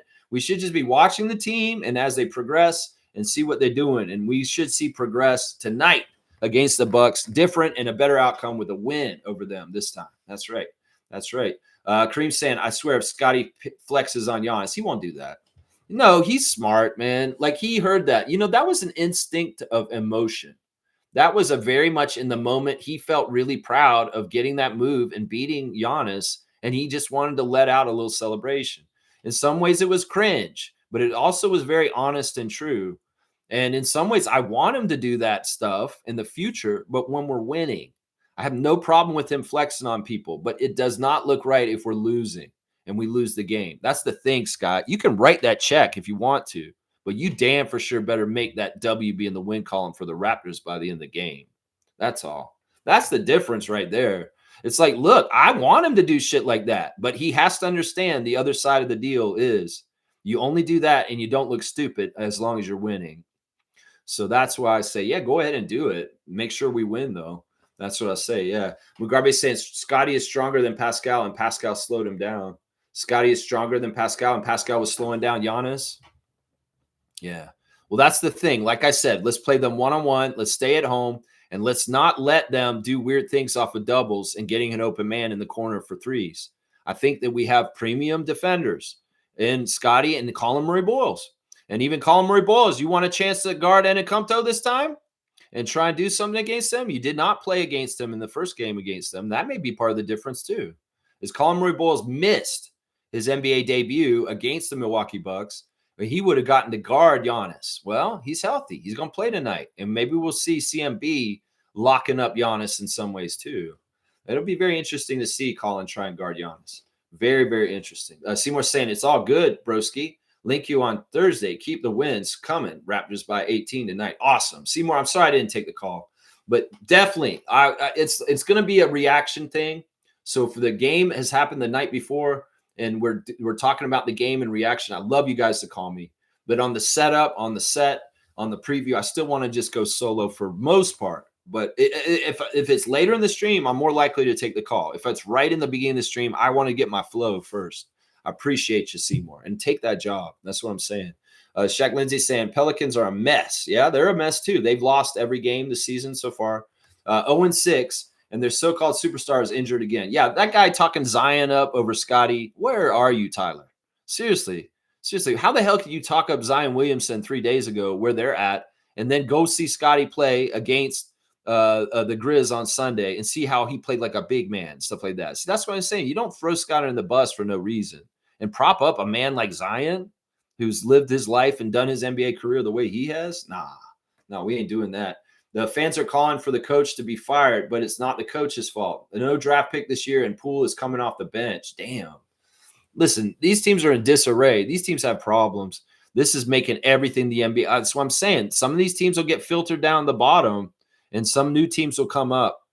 And, it's crazy because the Pelicans and the Grizzlies in the last 2 years have been teams that kind of dominated the Raptors in certain matchups when we came and checked on them. And now we look and see how the mighty can fall like that. And that's partly you just don't have a solid organization that's keeping quality control going. And you can have these rises and falls. It's kind of like bipolarism. It's like, whoa, we're really good. Jaws playing, and we can rout the Raptors on Boxing Day. Whoa, we're at this point, and we're really shitty, and our team looks like it has no direction and no future. Whoa, it's the same thing with the Pelicans. They can have amazing stuff and beat our ass in one game. Okay, that's great. Let's see you consistently be a top organization for years and absolutely try and be up there like the Raptors have in their track record before. Yeah, that's the difference. You can be a flash in the pan for like a year or two, Grizzlies and Pelicans. But do you sustain it? Do you sustain it like Popovich and the Spurs? That's what I'm saying right there. Yeah. Seymour saying Pelicans are voted as the worst organization right now, even though Memphis looked cringy as fuck last night. Yeah, New Orleans is a dumpster fire. They're both dumpster fires. And there are other dumpster fires in this league also. The Lakers. There'll be one too. Watch. Shaq Lindsay saying, I don't want to hear any more toxic info of us having no direction. Laugh out loud. Yeah, exactly. I mean, they always saying we don't have any direction. We don't know what we're doing. We're weird. Maybe we went and got an abundance of talent on our team so that we can pick and choose who we keep. And that's what we're doing right now. Maybe that's smart. Get them in and train them and have them around. And then we can pick which ones are the guys we want to actually keep around and invest in. And in some ways, we make an internal competition by doing it this way also. No, this is great. It's a lot easier to acquire somebody if you've already got them. I mean, I don't get the problems with what we're doing here. I don't get them at all. That's right. Seymour's saying exactly. That's right. Kareem's saying, if your favorite TV show is Curb Your Enthusiasm, then he's my favorite ref of all time. Yeah, his favorite movie was before it was Fletch, too. JT Orr's favorite movie is Fletch with Chevy Chase. It's kind of cool. Of course, he's a California guy. He's going to like Laker fan Fletch. You guys remember the Fletch movies? Nobody ever talks about the Fletch movies. I don't think they've aged well. I don't think they're very PC. I think that Chevy Chase is an asshole and that most people are like, yeah, I don't like Chevy Chase. So why were you celebrating him? Maybe he gets more credit for the vacation movies than Fletch movies, but Fletch was really his movies. You check out Fletch, JT Orr's favorite movie, y'all. But yeah, JT Orr is awesome. Pearl Jam, JT Orr is just a cool ref, man. The other thing about JT Orr that I like is that he's worked with inner city kids in California. Like he's been a probation officer and also a school detention officer. And he's very much worked in the community to help young kids get on the right path and live a better life and stay out of trouble. So JT Orr, salute to you. One of my favorite refs in the league, honestly. I like Giamidis too. This is a good ref crew. Brett Barnecki's suspicious. But the other two guys are fantastic refs. Petraeus has been a friend to the Raptors before. He wasn't a friend for a couple years. Now he's more back to being even with us. Yeah, but way before, Giannitas was really good to the Raptors. There was a little bit of an even and out period in the recent years, but this preseason, he was very fair to us. Very, very fair. Yeah, let's see. Shaq Lindsay saying thank you to Seymour. Fears is good. Pelicans are not. Okay, Gerald, that's just like a one drop in there. Yeah, this is a rookie. What the hell is he going to do? Let's see. Seymour saying, yep, he can ball, just needs a good system. Jeremiah Fears. Well, that's why they hired Joe Dumars. And in some ways, they brought Joe Dumars to New Orleans Pelicans to try and fix that team up. Joe Dumars is a Louisiana native from McNeese State. And in some ways, he cares about that team. In some ways, the NBA may have been worried about the Pelicans and be in a bad place, and they might lose their team. And they sent Joe Dumars to try and fix that team and try and help it, like Stu Jackson was trying to fix the Grizzlies in Vancouver. This may be the writings on the wall. If things don't get figured out right, the Pelicans could be moved if things aren't exactly right. So Joe Dumars, I really do feel like, is there to try and help them. I do think they should probably move on from their coach. They've had Willie Green for a while now, right? And there are signs that he's totally lost the team. There's been a couple of times where we played them, or I've seen, like, I don't think this team's totally following their coach. And they may need to make a change there. They may actually do. Yeah, Shaq Lindsay's saying, if it wasn't for the Pelicans giving the Atlanta Hawks practically a free draft pick, I would have thrown Atlanta in the mix too. You know, Atlanta is in big trouble. With Trae Young out, their promising season that everybody thought they're going to do is not going to happen. And, well, when we see them on Friday, we better kick their ass in in-season tournament activity and beat them for the second time in their home arena once again. So, yeah, Atlanta is a false pretender. It's another team I have no faith in. And by the end of the year, they're going to look like they always do. Anybody who thinks that this is a top 4 Eastern team, you're crazy. They may be a play-in team, but they're not going to be a playoff team. Atlanta, watch. By the end of the year, you'll see it. You'll see it. Seymour's waving. Power's back, guys. Power 35. Welcome back to the Raptor Freak stream. Good to see you, man. The Greek Freak is similar to Kobe Bryant with his approach. Yeah. I mean, in some ways, he's like Kobe when on some of those Lakers teams where Kobe was everything for the team. That's what he's in his era right now. There's a period of Kobe's career where he had to carry the Lakers completely almost by himself without Shaq. I don't even know if Paul Gasol was around for a couple of those years later. It was like him and Lamar Odom were like the two top players for the Lakers, and he was really carrying the Lakers as a singular superstar with a bunch of not so good players around him. That's where Giannis is right now, guys. Giannis is in that period of being on the Bucks. He's not got his championship core really around him anymore, and he's got to carry as the singular most talented player. And without Giannis, they're in trouble. They could beat the Warriors last week without him in one game, but that's not sustaining good success for the rest of the year if he's gone most of the time. And once again, you can rely on one superstar to carry your team. That's not a winning way to win. You have to have weapons. You have to have diversity. And people will have ways to stop Giannis singularly, and the Bucks will just stop being good for the year. Watch. I'm seeing it. I'm seeing it coming. That's right. Let's see. Only 2 players have that Kobe code. It's Tatum and our very own BI3. Yeah, I don't know if Tatum, he tries too hard. In some ways, what did he do? He dressed up as Kobe for Halloween. Did y'all see that? That Jason Tatum, he's such a Kobe lover. I don't know. This isn't a contest, Jason. You don't have to try and be like so insecure. That's like, I'm the number 1 Kobe fan, even though I'm a Celtic, which is the weirdest shit. This man's cosplaying as a Laker. The best Celtic is cosplaying as a Laker for Halloween. What do Celtics fans feel about that? Seriously. This doesn't make no sense. In some ways, this is one of the biggest flaws with Jason Tatum being on the Celtics is he's absolutely a Lakers glazer. It's so weird in the context of the history of the Lakers and the Celtics. Jason Tatum and his proclivity for Kobe Bryant. Look, a lot of players love Kobe Bryant, Jason Tatum, a lot of players, but they're not so crazy and extra like you are. Seriously. And yeah, Brandon has mimicked his game after Kobe. Scotty will try and do the same very soon. Watch. And Jason Tatum, who cares, man? That dude is just he's like a weird obsessed fan is what he is. He's like a weird obsessed fan of Kobe Bryant, like a stalker. He's almost like got stalker energy about Kobe Bryant and his persona. He really puts himself way too much in that thing publicly. He can love Kobe. He can think he's his best player in the world and love him and his favorite ever. But in some ways, you're way too open in public with it. And if I was Celtics Nation, I would be kind of pissed at him for being such a glazer for the Lakers and Kobe Bryant. What are you doing, bro? You should be doing this for Larry. You should be doing this for Paul Pierce. You should be doing this for Bill Russell. No, man, Kobe's my guy. Lakers, fuck you. You're our Celtics franchise player. It's a weird situation. It's a very weird situation. Seriously.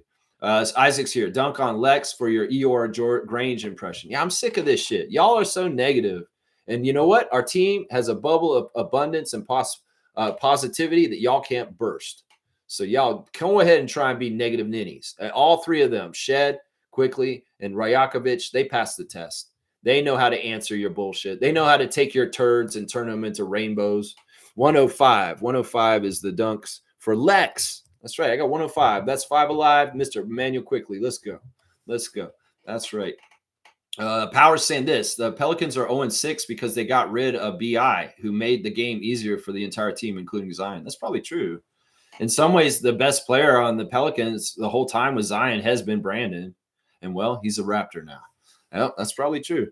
Shaq Lindsay saying, I'm watching the Pelicans because they're going to be an auction on the roster. I hope we put a bid on Herbert Jones. He's the hang on, it jumped. I got to get back to my spot. Where is it? It's Shaq Lindsay. Wow, you guys filled it up. I'm watching the Pelicans because there's going to be an auction on their roster. I hope we put a bid on Herbert Jones. He's the final piece. I like Herb Jones. I'm totally okay with Herb Jones being a Raptor. But once again, I'm not trying to anticipate or preview or suggest. I may, if it seems like it's very close, like Walker Kessler or something like that. It seems like it's realistic. But in some ways, I'm not pining for anyone. I'm not getting any hopes up. I'm not saying this has to happen and then it won't happen and then they get all butthurt. People are like, oh, no, we didn't get Herbert Jones. We're supposed to. But that wasn't really ever a thing. We weren't ever going to go get Herbert Jones. And then people were upset about it. So I'm not going to do this. If there's something that happens, what I'll do is, Shaq Lindsay, I'll say, all right, we got Herbert Jones yesterday, guys, and we're going to react to it then. But before that, I'm not going to try and put any words or ideas in a Bobby's head unless it seems like it's a smart plan to give him to it. But yeah, we'll just have to see. This may not even be possible. Maybe Herb Jones is actually one of the ones they actually want to keep going forward past the auction. We don't know. And in some ways, I don't like that word for this. Seymour's saying this. Herb is a defensive guru like OG. Yeah, I like Herb Jones. He's great. I like him, and I also like Murphy too. Those guys are kind of on a chessboard. They're like bishops on the chessboard, and they're kind of that power in the whole hierarchy of power in the chess hierarchy. They're not kings and queens, but they're very good, like second or third type players on your team. So yeah, I like Herb, and I like Trey Murphy too. So they're similar kind of builds. Let's see. Wayne saying this. Darko has taken responsibility for his players' performance, and that's a great thing. If we can see deficiencies or defenses, don't we think the coaching staff? Yeah, if we can see deficiencies, don't we think the coaching staff sees the same thing? Please be quiet. Long season.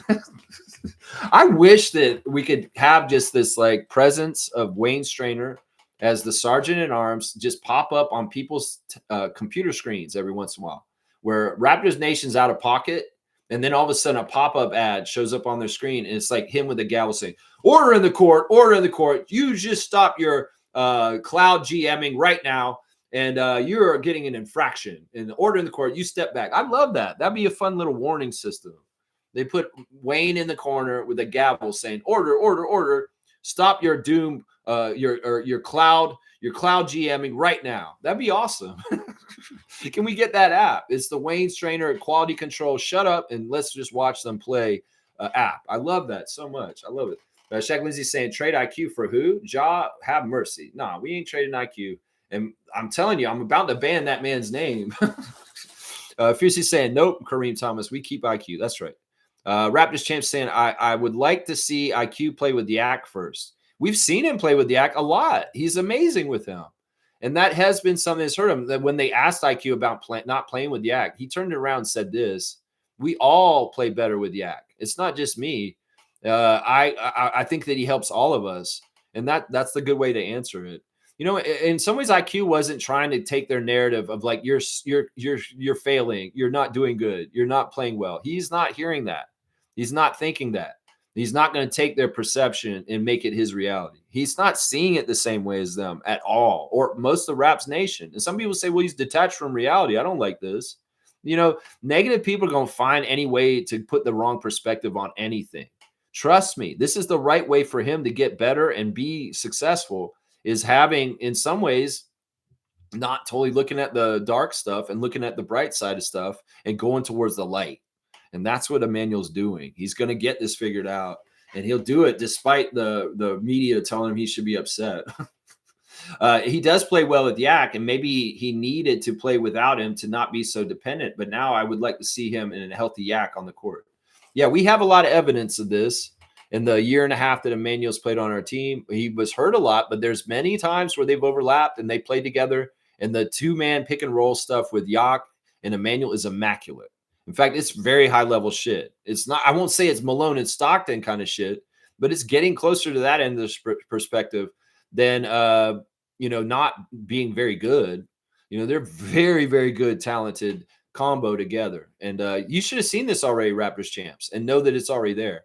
It'll come back again. You'll see it immediately. Like if Yak plays tonight, you'll see it immediately. And it could be really eye-opening because all of a sudden, yeah, Emmanuel looks way better because Yak is back.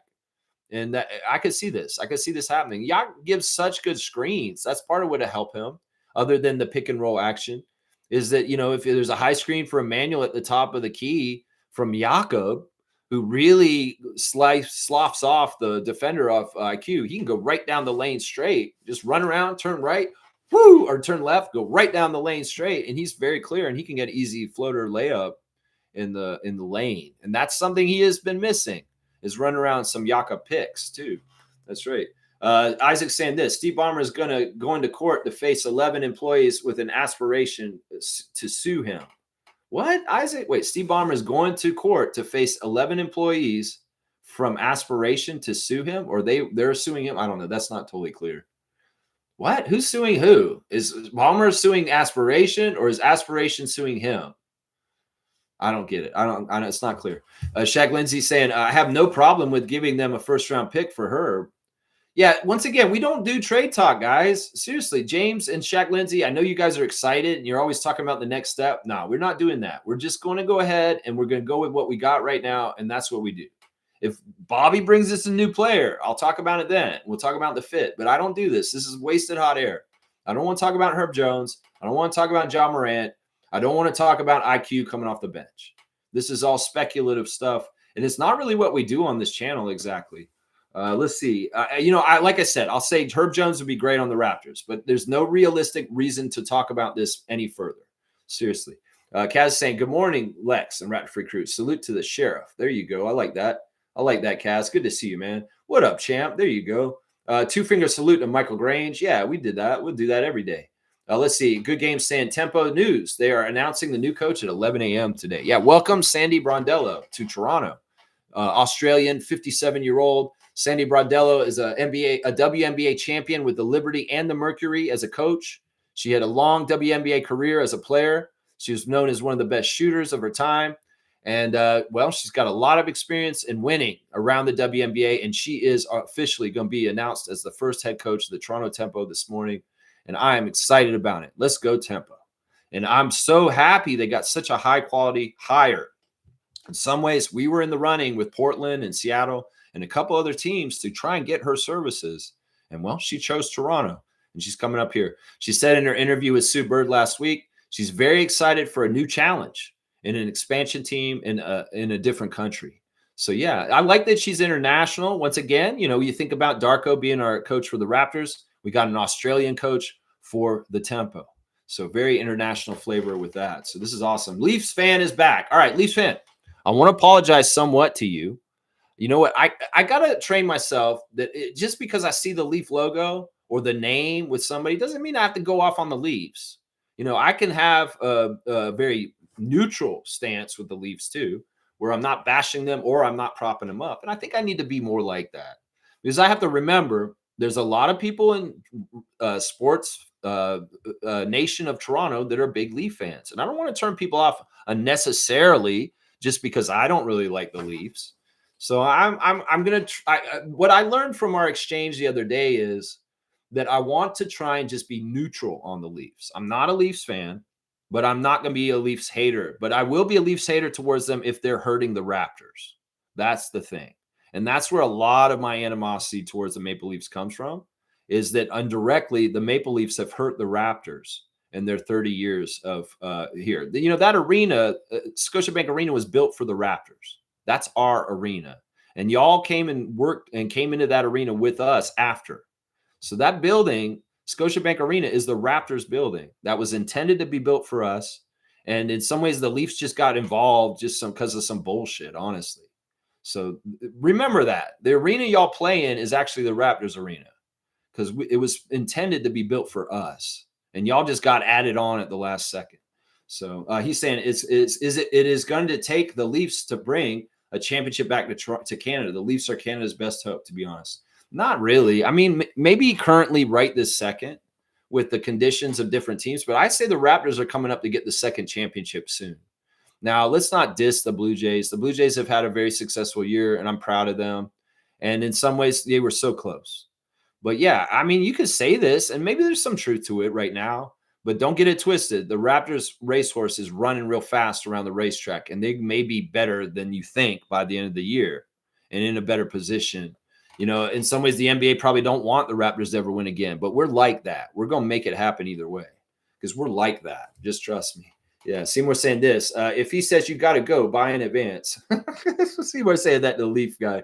Let's see. All right, let's see what he's saying. He's filling it up a lot. In some ways, we don't want to monopolize the chat by just writing a whole bunch of comments. You should let other people have turns here. Miles Turner is why I never cheer for Indiana again. Okay. Yeah, you didn't like how they treated him. Okay, I can respect that. I would stop being a Raptors fan if we booed DeMar DeRozan. Yeah, I wouldn't like that. And, you know, some people have booed DeMar DeRozan since we had him. Just idiots. Some people do. And some people have put down DeMar and, like, really been like, he's a loser. We couldn't have won with him. Why do you like DeMar?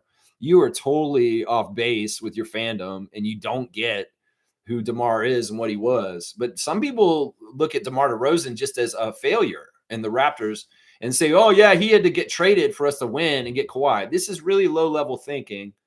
And honestly, it's disrespectful. And there are people like this in our fan nation, unfortunately. I don't call them fans. They're idiots. They're in our nation. So, yeah, I would be disappointed in people that would do that. That's right. Toronto fans would never do that. Yeah, some of them did. Some of them did. And you see them in social media still. Some people have dumb opinions about DeMar DeRozan. Really, really dumb opinions. We have the best fans in the world. Toronto fans, I don't want to brag this. We can't say that. We can't say that. I'd say that the Raptors fan nation, I'm not talking about y'all, Leafs nation, we have some of the most loyal and passionate fans in the world. We do. And unfortunately, we have toxic fans too that cloud the thing. But we do have some very, very passionate fans in Raptors Nation. In Raptors Nation, yeah. Leafs saying this: the Raptors fans are the best fans in the NBA. To be honest, I agree with this. They would never have done that to Miles Turner. You know, it would have been complicated. I don't know how that would have went. We do have a track record for being very loud and booing. Tracy McGrady, Vince Carter. And we sustained it for many years too. So that you can get on the bad side of us and we will boo former players that come back. So we got to be fair about this. We got to be fair about this. Yeah, that is the stuff New York or Chicago fans would do. That's why I'm surprised by this Leafs fan, is that this isn't really in Indiana's characteristics. I'd expect this from New York, from Philly fans that are just absolute assholes. Yeah. But Indiana, normally they're more intelligent and knowledgeable of the sport, and they don't really lower themselves to this kind of stuff. They're usually very good, wholesome people. That's why I'm shocked by how that went last night. I really am. All right, so Leafs fan, we've been good with the first batch of comments here. Raptors champs is saying, IQ is hurt. He used slip and smile after the three. He's all business now, no smile. That's what I'm saying. That's what I'm saying. And it was true, though. They put the cart before the horse. They celebrated before the success, and it looked bad. And in some ways, he has to earn the Skip Lee back. And I want him to very happily skip Lee or call me maybe, whatever celebration he wants to do, the freeze, whatever Emmanuel wants to do. But I want, in some ways, he has to earn it back. He has to shoot better, first of all, because it looks tacky. He makes 1-3 in the game and he does his call me maybe. That looks tacky. So once again, Scotty and Emmanuel, they want to gloat. They want to do cool little celebrations. They got to earn it by winning and being successful. And when he does have, maybe the Raptors run off a 4 or 5 game win streak, and all of a sudden Emmanuel's skipping all over the place because we're like that. That's what you got to do. You don't put the cart before the horse. That's right. You don't put the cart before the horse. That's right. All right, let's see what's going on. Shaq Lindsay say, "Oh damn, Leaf fan is back." Yeah, it's interesting. Alberta is like the American right. Yeah, it's a little troublesome.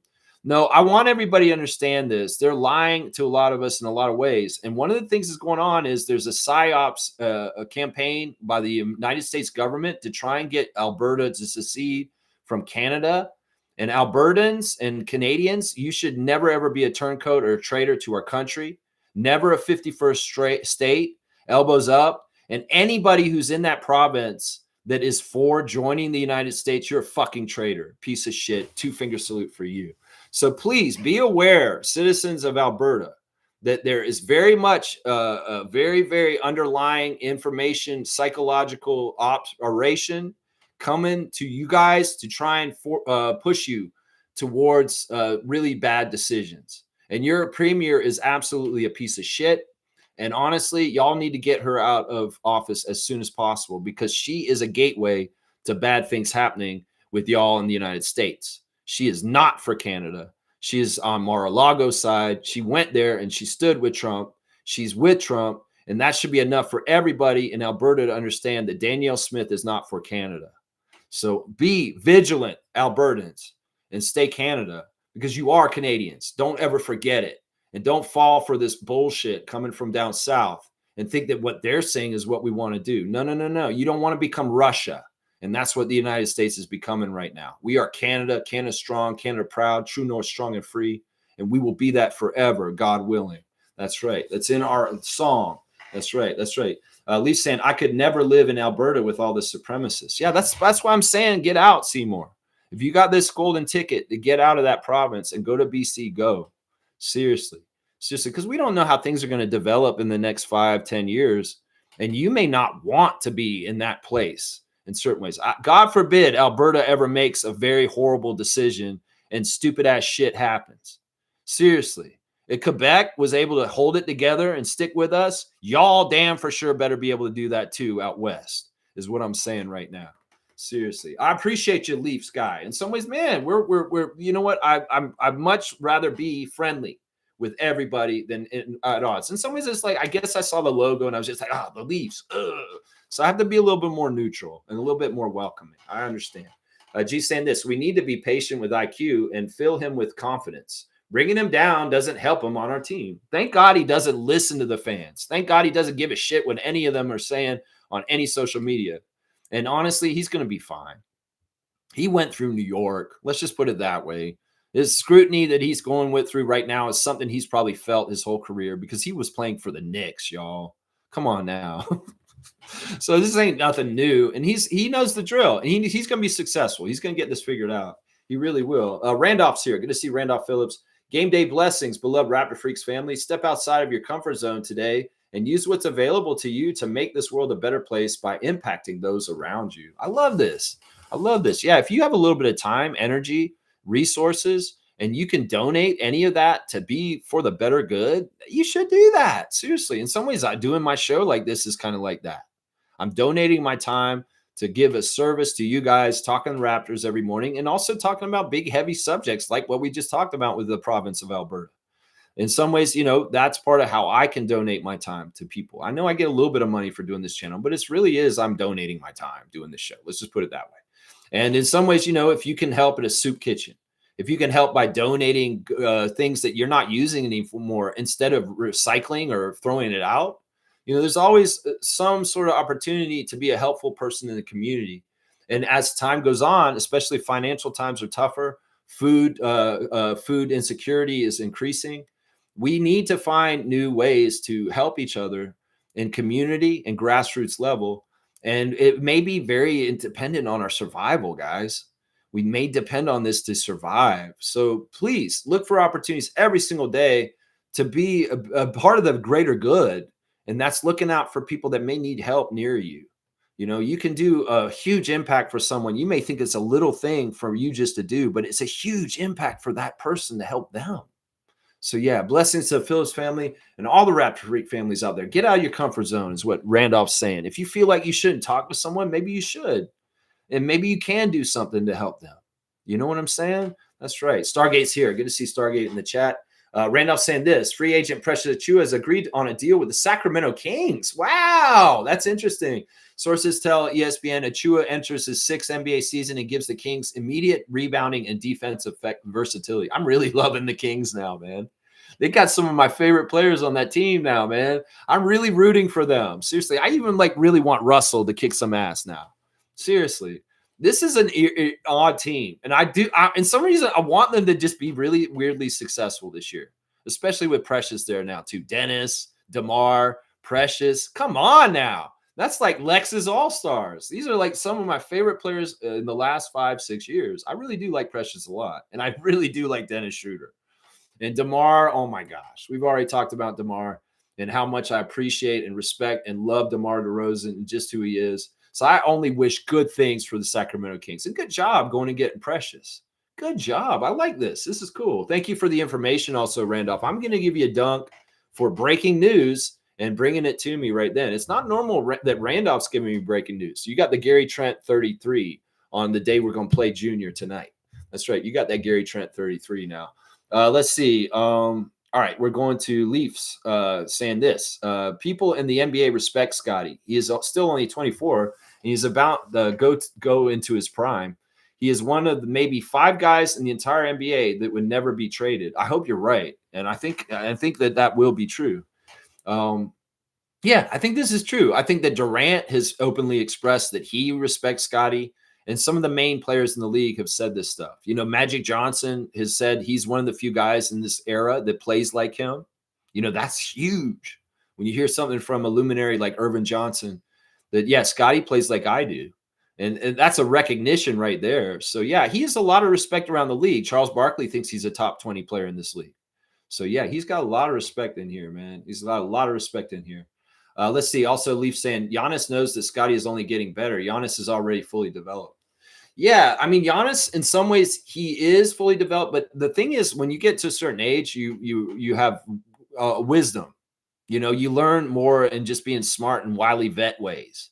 You know, your body may start breaking down a little bit more, and you're maybe a step slower as time goes on. But your mind still increases in learning, and you get more Kyle Lowry kind of wisdom, kind of stuff like that. So that's the interesting thing. It'll be the shift with Giannis. Is that his physical gifts at some point will not always be exactly the same. And it'll be more of a mental game for him as he gets older. And that's kind of a fun thing to watch with certain players because they can have a second life in their career that's very interesting and different than their athletic part when they're younger. Russell's a weird one because he was always so athletic that's really the important thing. And in some ways, it's not really a mental game for him. It's always been based on his athleticism. But Giannis, he's smart enough to figure it out that he may be switching to more mental game as time goes on. You can see that. Yeah. Yeah. Seymour's saying, I can tell you stuck under a rock. Listen, I appreciate that Lee fan has come back today. I was very hard on them the other day. And in some ways, I gave him all my opinions on the Leafs and he never asked for them. And I realized that afterwards. So I've got to handle this better. In some ways, it's not that I want to like kiss Leafs Nation's ass, but I want to stay neutral with them because in some ways I don't see them as being an enemy or anything like that. I get pissed about some of the things that have happened with the Leafs and the Raptors in the history, but in some ways also they are a brother team and that we need to kind of like, we share the same fans. So it's not good for me to just like blindly hate Leaf Nation. It's not good for me to do that. And that was kind of the lesson I had. That's the thing. I do my streams, and after I do my streams, I kind of review in my head, well, how did that go? And what happened? Were you fair on this? And did you do that? Because I am trying to get better every day. 1% better, 10% better every day, just like the Raptors are trying to do with what they're doing. That's what I'm trying to do here too. That's right. Mugarbe saying, Lex, that's not true. Miles did not even give them a chance to match the Bucks price. I don't know the exact details, but this is what Miles Turner's saying. He would have stayed in Indiana if he could have. I think that the ownership's lying. I think that the ownership did not come to him with anywhere near the same amount of money. I think that in some ways, if they did actually talk to him and they insulted him, and in some ways, at his place where he is with how long he had been there with them, I think that this is just convenient to scapegoat him and that they had decided they wanted to move on from him already. I mean, that makes sense to me. Either way, I'm not trying to get on Miles Turner. You guys can make him the bad guy in this. I feel bad for him because if you think about it, he spent 10 years of his life giving everything to that franchise. And now he's at this point where he can't even have a legacy that's not having some sort of people booing him and stuff like that. He can't get adulation for that. In some ways, that sucks because he spent so long there. You know, he spent so long there. Stargate saying this, IQ will be fine, folks. He is just trying to play a different style point guard and having a difficult time with that. People are overreacting. Remember, he hardly played last season. Yeah. You know, some of it is his shot. It just isn't going in. His shot goes in more often. We're not even talking about any of this. That's the indicator where people think he's not doing well. There are indications he is doing well. You know, if you want to look at compartmentalizing different parts of his game right now, he's excelling more than ever on defense. He may be having a stumbling block, but he's working through it on being a better point guard and distributing. But maybe his offense for himself has suffered. So people perceive that Emmanuel's having a horrible time because once again, they care about his points per game. I mean, if Emmanuel only made 9 points a game, but got like 12 assists and like 6 rebounds a game and 2 steals, that's a good game, guys. He doesn't have to average double digits. In fact, on this team, it may be better if he's averaging around 10 points a game and about 10 assists a game. I mean, we got to understand what is the order we want him to make in the kitchen as a short order cook. What do we want to cook up in the kitchen? What is the order he needs to be making? Is it a 25-point game where he makes like 7 threes? No, it's not necessarily that. It's a balance of assists with his own offense being efficient. And that's it. His offense doesn't have to be major level. It could be like RJ. He's not getting as many shots. That's what Jamal said about RJ yesterday. He said, I'm in awe of RJ Barrett because Brandon's here now and they've taken less shots away from RJ.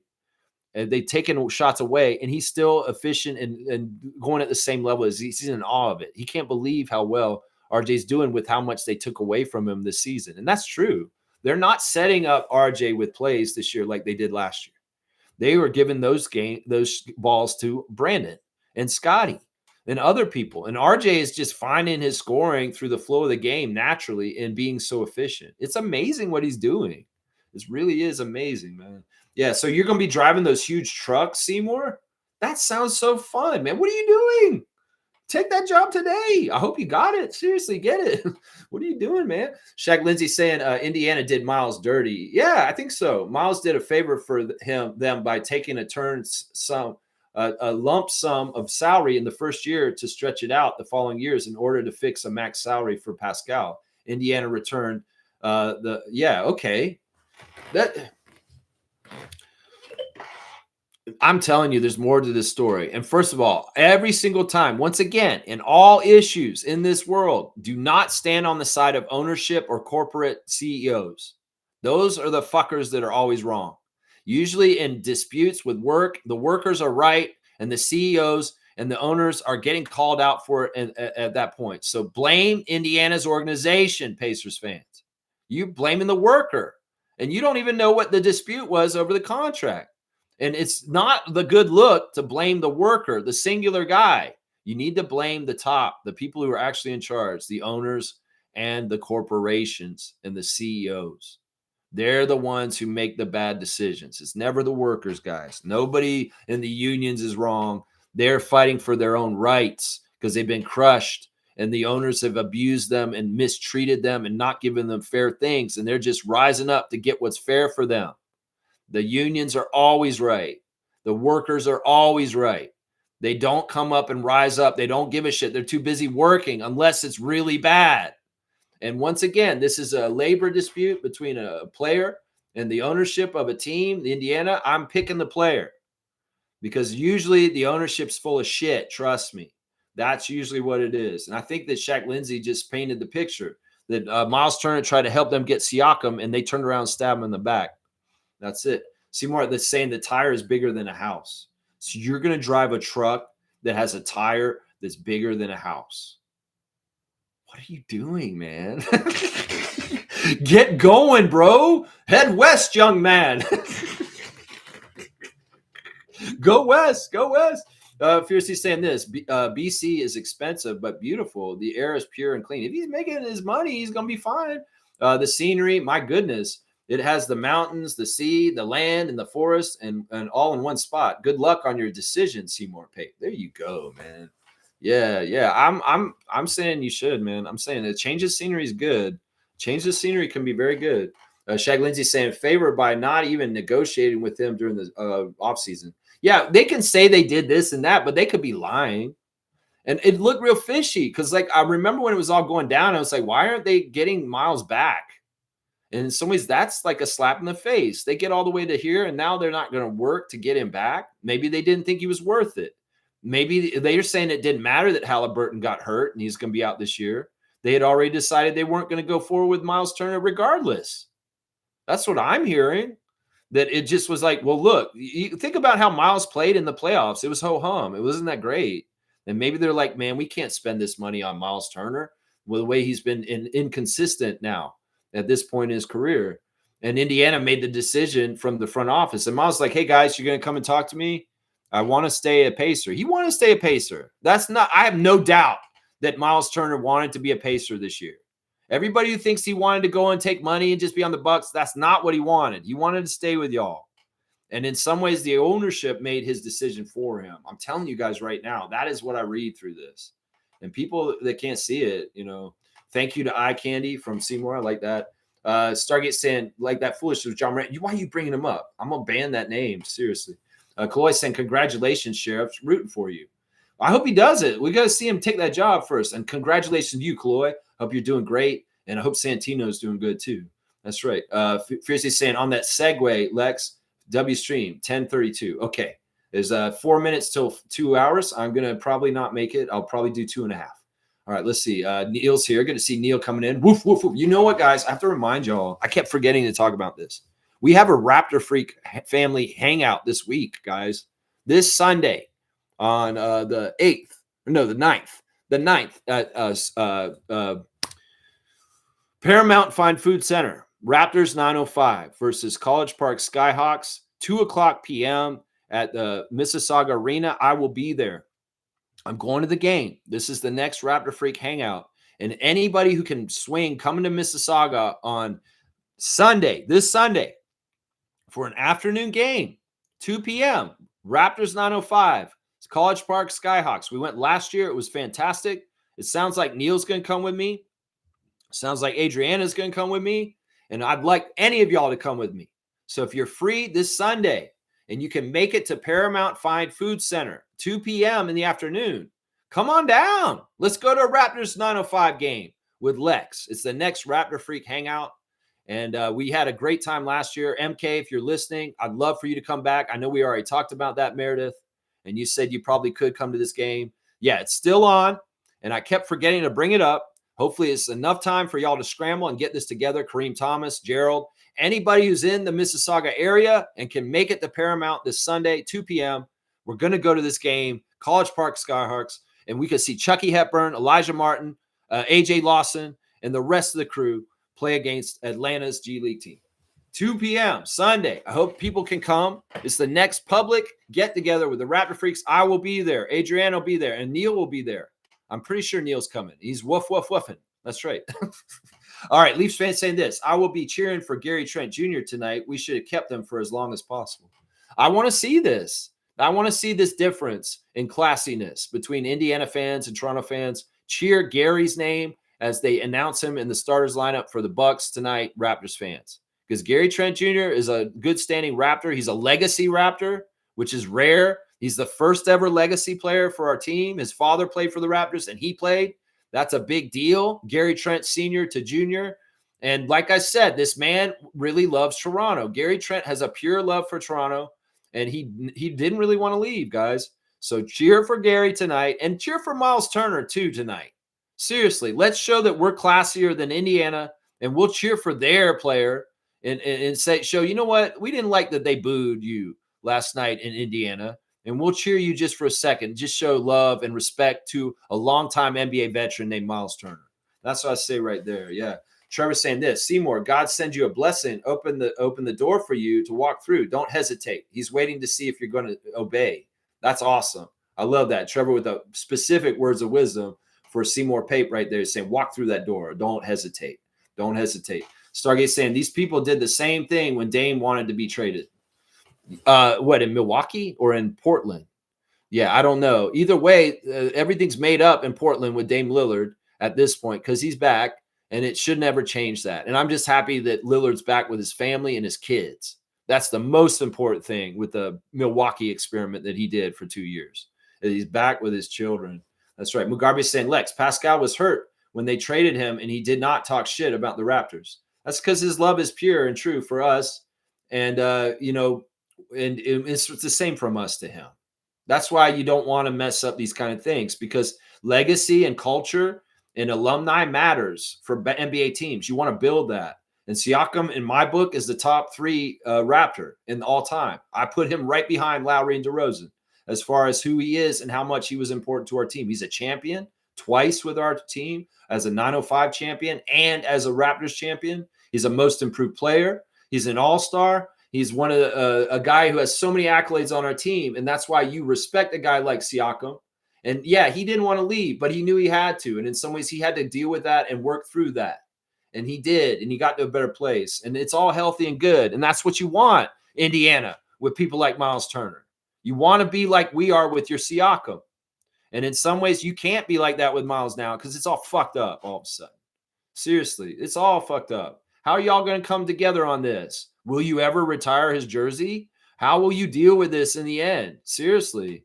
Because in some ways, y'all, I don't get it, man. Once again, side with the player, the worker, and not with ownership. They're not the right side. Seriously, I'm going to tell you right now. Kaz is saying, Seymour, I missed it. What job offer did you get? Seymour has been offered a job in British Columbia to drive big, huge dump trucks like the ones that have a tire bigger than a house. And I'm like, go, bro. $50 an hour is what he's saying, too. I'm like, yeah, go, man. Just go. Let's go. Get the hell out of Alberta, bro. Seriously. Kaloy's saying, Shams, free agent Precious is signed with the Kings. You're the second one to break that news. Monique has got my cutoff. Thank you, Mo. W Stream, W Vibes. Keep at it always, Lex. Raptor Freak Stream, strong forever. I love that. Helping me limit the comments. Let's keep climbing. That's right, Mo. He's going to bring that good energy down the arena. The super fan Mo is always a beacon of light and enthusiasm and justice and goodness in this world. And when her presence is in the building, we have a better chance to win. And I know Monique is going to bring that W home for us tonight. That's right. She's going to go down there and she's going to be an effect. I'm telling you right now. Raptors champs saying Precious will need to be for change. Darko's system works for players that have a need for change. He misses the details. Precious is athletic, though. Precious is on the Kings. Precious is in Sacramento. Leafs are saying we totally ripped off the Raptors on Brandon Ingram.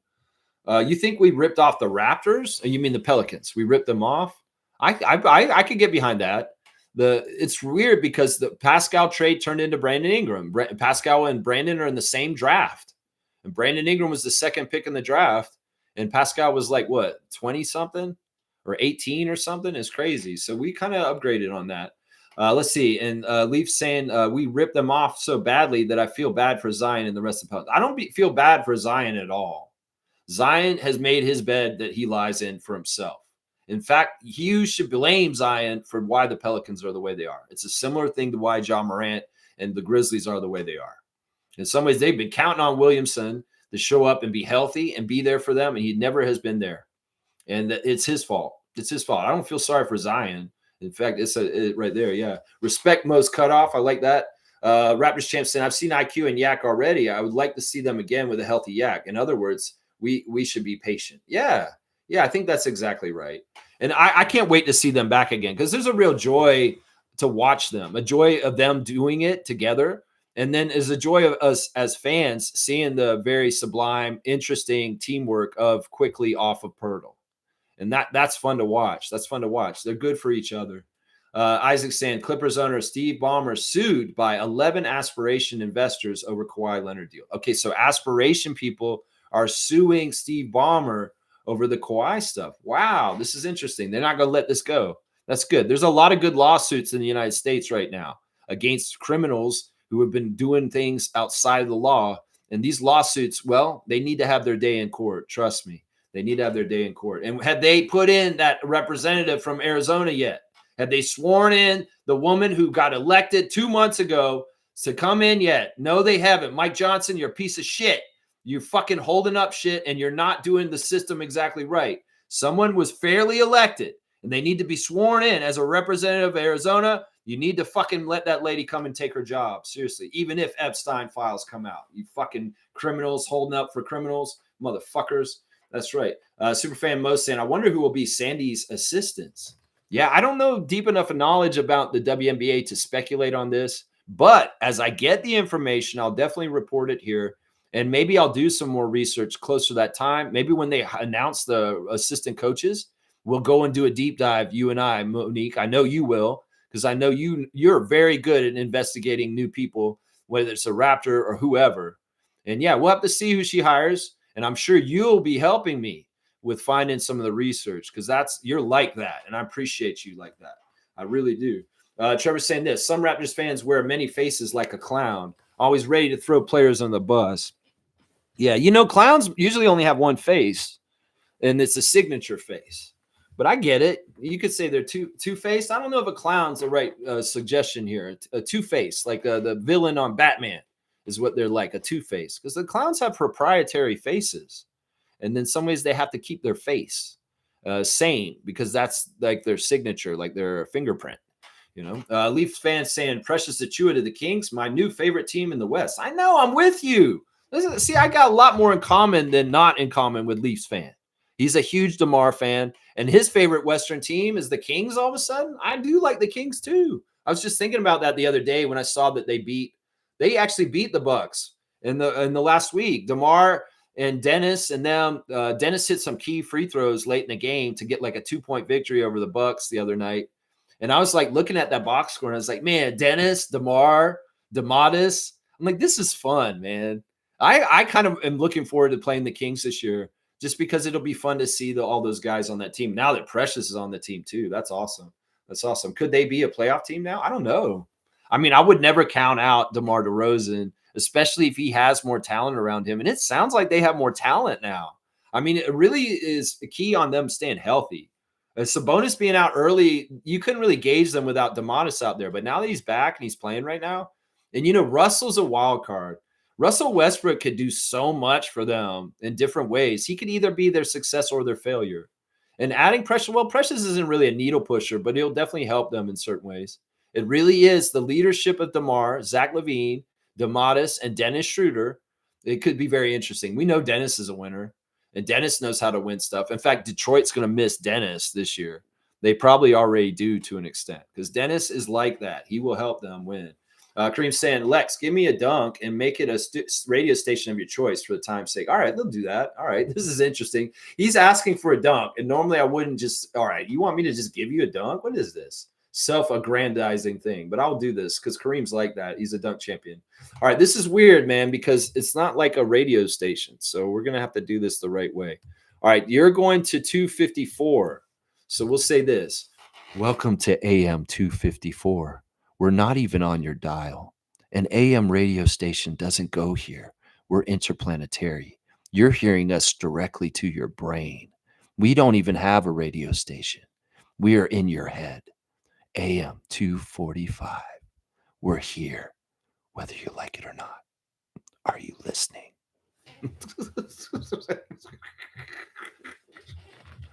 That was such a weird one, man. I don't know what I'm doing there, man. That's so weird, man. That's like that Weekend shit with Jim Carrey.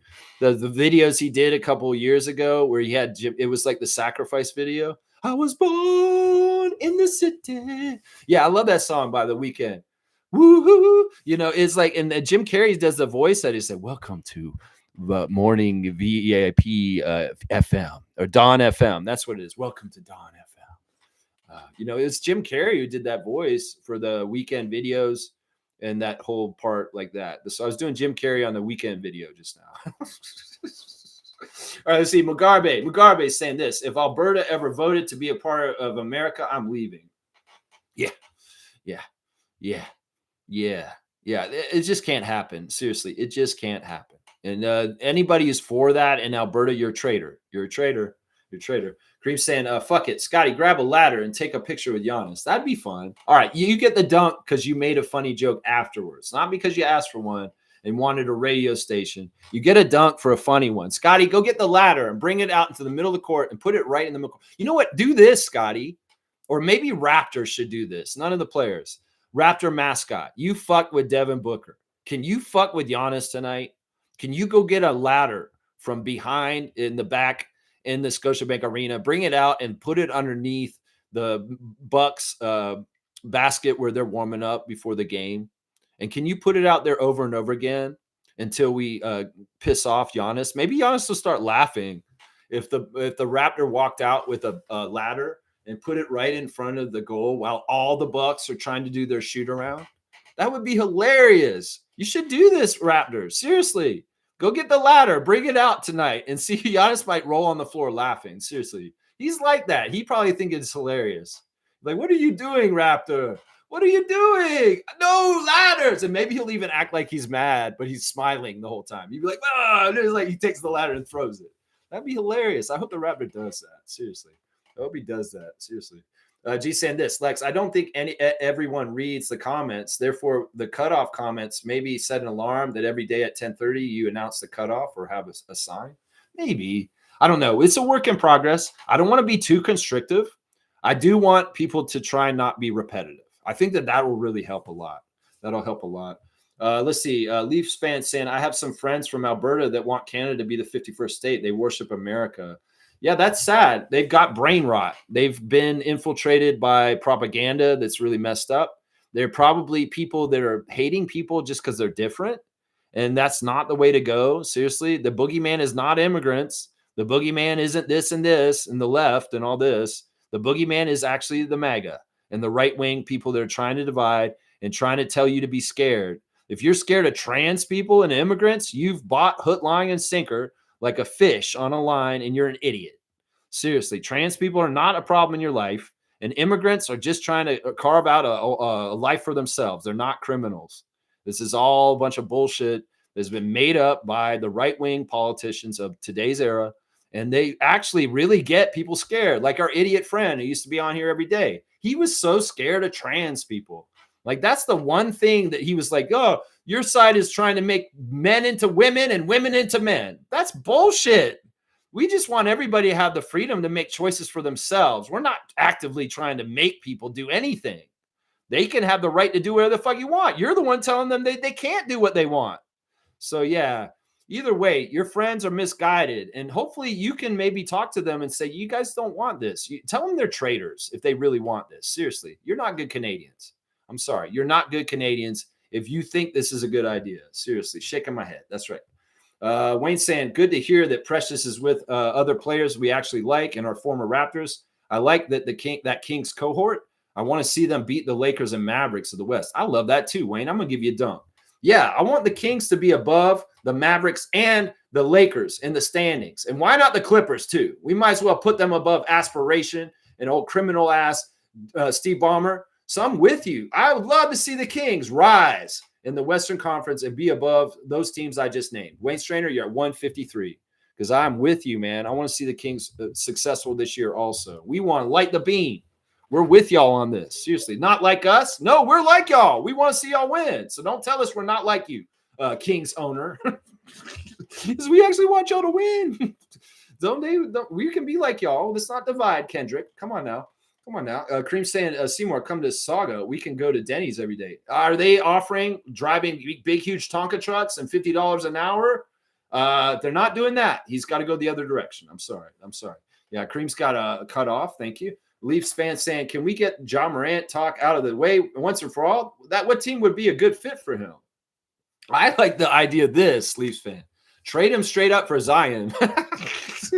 Just do that. I mean, teams have done this in the past. They take one headache on one team and trade it for the other headache on the other team. So Morant for Williamson, change the scenery, see how Zion does in Memphis and see how Ja does in New Orleans. And if it's just the same shit, well, it's the problem with them guys. It has nothing to do with the teams. So, yeah, that's the thing. I say you trade one headache for the other headache and see if it's the same shit. And then you find out exactly where the problem is. So, yeah, Zion for Ja. That's the best deal you can do out there right now. That's right. That's right. This Sunday on an afternoon Sunday, yeah, you can go.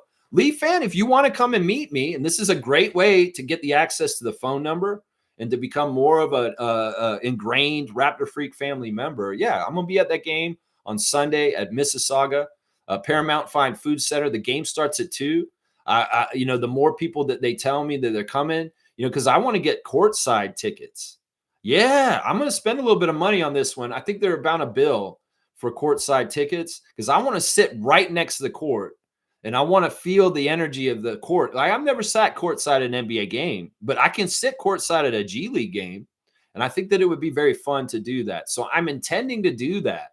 If anybody's able to do that, and if you can't sit courtside because you can't afford the tickets, we'll still come and hang out and talk to each other. Because last year, that's what we did. Neil sat courtside with his daughter, and they had really good seats and didn't sit with Monique and all of us. We were kind of up in the stands. But this year, I want to sit courtside, and hopefully more people can join me too. And we'll get together, and we hopefully have the seats together. Maybe not right on the first row, but really close to the court. I want to be down there because in some ways, I want to hear what they're saying, and I may want to say things to them. And I want them to hear me. So, Leafs fan, yes, this Sunday, Paramount Fine Food Center, Raptors 905 hosting the College Park Skyhawks, 2 p.m. start. It's a great afternoon game. And yeah, we're going to meet down there. We did this last year for a game around Christmas, and it was fantastic and fun. We had a good turnout too. So hopefully we'll have a bunch of Raptor freaks come down for this one too. That's right. Monique saying Scott Brown Jr. is a great addition as assistant GM. Was formerly of the ticket salesman for the 905. Scott Brown Jr. is assistant GM for Luke Wynn and Raptors 905. Is that what you're saying? I don't know. Leafs fans saying, can you discuss details again next Sunday? I've never been to a Raptors 905 game. Yeah, it's this Sunday on the 9th at 2 p.m. And honestly, they don't sell out the tickets, so I'm not worried about getting tickets in advance. I'm pretty sure I can just come down there and I'll get the tickets at the box office. And if you guys meet me at the box office at, like, let's say 1:15, we can all get our tickets together at the same time and make sure that we're kind of sitting in the same place. But usually 905 games are wide open, and they aren't sticklers about you sitting in your exact seats. So it could very well be we just take over a little section and sit in it, and we're just there as a group. So, yeah, last time we had like 7 or 8 people. So hopefully we have a good group for this one too. So we'll have to see. Neil's saying be there at B Square. See, Neil's saying he's going to be there. And I hope we get, like, Kareem, I'd love for you to show up, man. If you don't have a Denny's date that morning and you don't have family stuff, please, Kareem Thomas. In particular, I'd love to see you. Gerald, I'd also like to see you if you're not working, because you guys live in the neighborhood near the building. And if it's easy for y'all to come to the Paramount Fine Food Center on Sunday, come on down, please. Come on down, Bob Barker. That's right. Come on down. Thank you to Trevor for what? For what? What do you do? For Amazon? What about Amazon? Well, let's see. Leafs fans saying, should I bring a Leafs hat for you to wear? No, don't bring any Leafs gear for me. I'm not going to wear it. Listen, you're doing so good. Let's not troll now. All right, Neil's saying this. I got a Gary's jersey. You can wear a Gary jersey. Don't wear it tonight, though. Leafs fans saying, just kidding. I can only wish.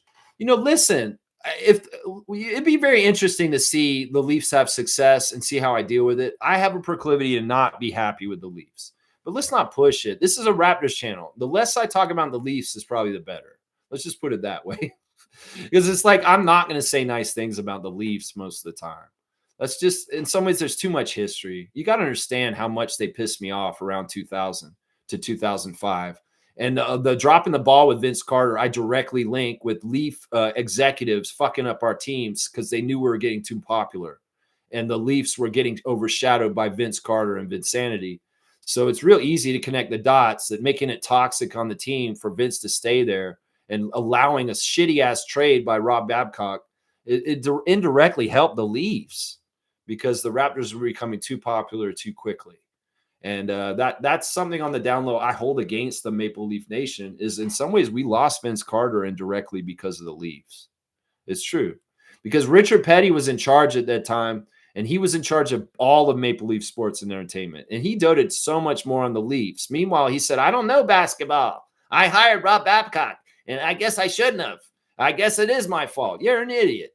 You fired Isaiah, who knew what he was doing, and you told Isaiah to get the fuck out of here. And meanwhile, Isaiah knew what he was doing, and he was a Hall of Famer and somebody who knew the NBA. And then you fucking took charge, and you're an idiot, Richard Petty, and you fucking hired Rob Babcock, and then Rob Babcock made the worst trade in the history of the Raptors' history. So, yeah, there's some ways that's the reason why I don't like the Leafs is because when the Leafs are meddling with our business in the front office, we make poor decisions, and we're second-class citizens. That's why Tim Lewicki came in, and he separated us from the Leafs, and we didn't have any Leaf people in charge of us over us. We got way better as a team, and that was the era of Masai. Tim Lewicki blocked the Leafs from being in charge and let Masai run the team, and that's how we got successful. That's how we got successful right there. Let's see. Mo's saying this. Did you see the Raptors' birthday yesterday? Yeah, I'm still questioning this. I don't think it actually was the guy's birthday. I think it was the birthday of the first game for the Raptors. And in some ways, they say the Raptor was born out of the egg and the day that the Raptors played their first NBA game. I do not know if it's actually the human being who wears the Raptor costume's birthday yesterday. If it was, I apologize for not saying it's your birthday. I think it's just a figurative thing that they say it's the Raptors' birthday because this is the history day that the Raptors tipped off against the New Jersey Nets 30 years ago in Skydome on November the 3rd, 1995. So that's why I'm not totally getting whether it's actually the dude's birthday or it's just the birthday of the team and playing, because that's the anniversary we did yesterday. Is the tip-off of the first ever Raptors game was 30 years ago yesterday. So Leafs fans saying, is Sunday the only time you'll be at the game, or will you ever do another game? We do different things throughout the season. Like we had Monique's birthday party this summer at the NBA restaurant in July. That's usually an annual event where we all get together and come and celebrate Monique's birthday. We've done it 2 years in a row now. There's usually a summer get together in the middle of summer, and there's usually a game during the season where we'll go once. Sometimes there'll be 2 games during the season. It depends on people coming to the city and want to meet up and go to the game with me. I tell people if you're from out of the city, if you're like Seymour and you're in Alberta and you came back to Toronto and you were going to a Raptors game, you tell me, I'll go with you. Unfortunately, Carla went recently, but we didn't have a heads up. Actually, we were supposed to go to that game, but that got all screwed up, the Houston game. But yeah, we tried, especially if Raptor freaks, people that are on the channel regularly are coming from out of town, we'd like to get together and see them. So it's just, this is the one we're doing. There's no promises when we'll do the next one, or even if we'll do another one this season. So this is the one, this one right now. That's right. Neil's saying this. I was 2 rows behind Shamshay at the 905. Last year at that Christmas game, he was 2 rows sitting behind Shamshay. That's how close he was when he was at that game. That's where I want to sit. I want to sit down there. It's too bad Shamshay won't be there this time, though. Neil's saying the first time I bought 905 tickets at a box office. The second time I bought it online.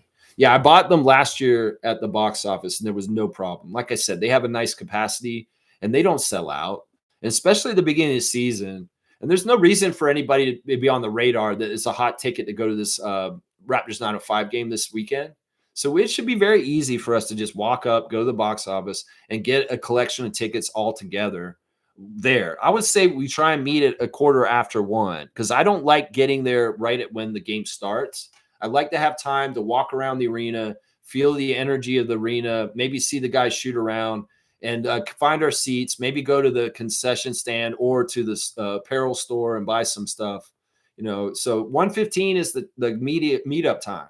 And in some ways, I'll be cutting it close because I have to drive after I do my stream on Sunday morning to get Adriana and then come to Mississauga. So I'll be doing the stream, getting done immediately. I might even do a short stream on Sunday just so I can get away faster to drive to Mississauga. So yeah, all right, I'm at the end of the chat. So let's go ahead and do some tabs. Straight goods on Canadian goods, guys. We're talking about Canada and supporting Canada's economy. And one of the best ways you can support Canada is through your choices for gas. Don't be buying no Esso, no Shell, none of these foreign oil companies. Buy from a company like Sunoco. Sunoco Energy is a Canadian company. They are integrated into Petro-Canada now, and Petro-Canada is Sunoco.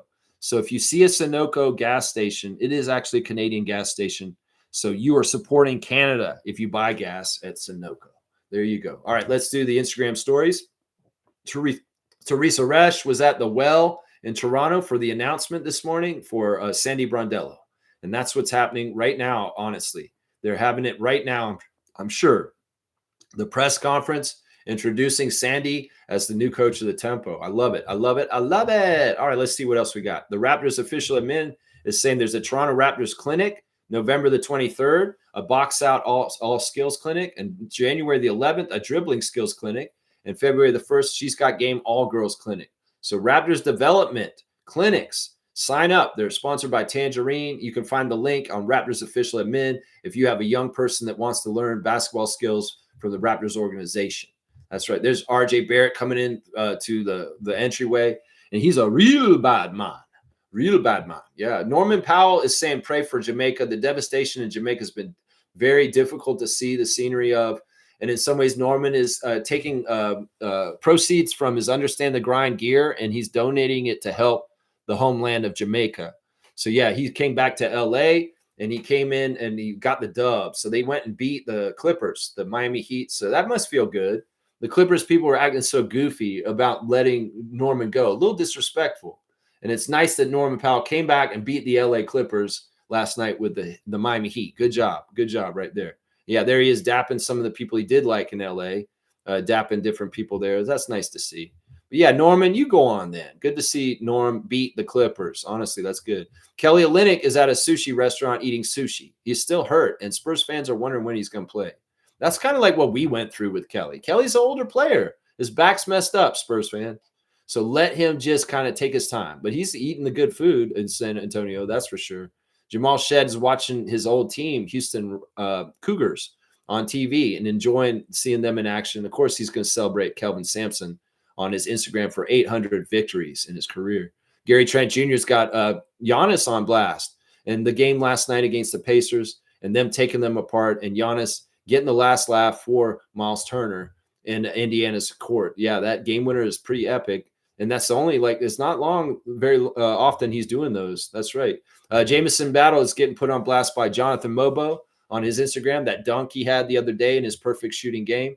And also words of wisdom from Jonathan. I can't go a day without Jesus. It's that simple, y'all. You need him every day. Jamal McGlure is celebrating that the Raptors made their NBA debut at Skydome in front of 33,000 fans on this day yesterday. 30 years ago. That's right. How long? Wow. 30 years of Raptors basketball. He's also got a Jamal McGlure trading card from when he played on the Blazers. That's interesting. And let's see what else he's got. All right. We'll keep going. Let's see. 33 CBL players are currently involved in the NBA G League right now. And that's a pretty impressive stat. Raptors 905 is welcoming Scott Brown Jr. as the assistant GM. Andrew Jones has posted it there. So he's going to be working with Luke Wynn. And hopefully there's Andrew Jones in the training camp. We've seen some images from Raptors 905 training camp the last couple of days. Seeing Chucky, Elijah, Olivier, David Roddy, AJ Lawson, Jarkel Joyner, and Quincy Guerrier and all the rest of the crew, Tyree Key. Yeah, it's going to be a fun year in 905. We do very much cover them closely on this channel. If you don't know much about 905, you've never been to a game, well, Sunday, come to the game. We're going. We're going to go. That's right. Raptors 905, the Raptor is showing him getting born out of the egg. That's why I wonder. It's like, I don't know if it's the dude's birthday. I think it's actually just if it is the same day, that's really weird and coincidental that homeboy that is the Raptor has the same birthday as the day we played our first game. That would be amazing, honestly. That would kind of mean it was meant to be. Yeah, Raptors 905, once again, congratulating Scott Brown Jr., and they have a fan fest for Raptors 905 on November the 4th. That's today from 6:30 to 8:30 tonight at MLSC Launchpad, 259 Jarvis Street. So join us for a Raptors 905 Fan Fest, a free event featuring a basketball clinic, gaming stations, and more, plus special appearances by the Raptors 905 staff and players. So if you want, you can go see them tonight at a Fan Fest at MLSE Launchpad. So check that out. All right, let's see. Jared Roden's missing his dog. He just left to go to Paris, and he's in France, and he misses his baby boy. And it's kind of sad. He's posted like 3 pictures of his dog. And also, Jared Roden has words of wisdom for us this morning. 85% of the things we worry about actually never happen. So remember that. Remember that, everybody. There's Chris Boucher and his son, and he's dressed as a minion. And it looks like Chris's son had a great Halloween. And that's awesome. I love to see that. And oh, look at all that candy. Yeah, it looks like he's having a good, yeah, you got a lot of candy there. There's Mamu coming into the game. And that's it. There's our Instagram stories for today. Raptors Reddit, do I dare even look at you? You've been such a dumpster fire for the last little while. Let me go see what they're saying on Raptors Reddit real quick. They're talking about Sandy Brondello, which is good. That's right. Somebody also has posted this. There's been more and more of these posts in the last day or so. Under no circumstance should we trade for Ja Morant. I'm glad that Raptors Reddit is smart and they're going in this direction. Yeah. There's also a really fake news story that they've been bringing up a couple times this past summer, where there were reports that the Raptors offered the number 9 pick for Derek White. I'm told that's true. I don't think that's true. But that happened a month and a half ago after Jason Tatum got hurt, and Boston laughed at that offer and said, we need way more than number 9 for Derek White.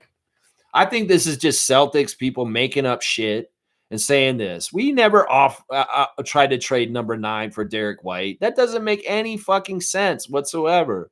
Once again, people will make up shit that's not true. Did this shit happen? Can we verify if this was true? Bobby Webster's not going to tell us whether it's true or not, because in some ways he doesn't have to, and he has to keep his job secretive.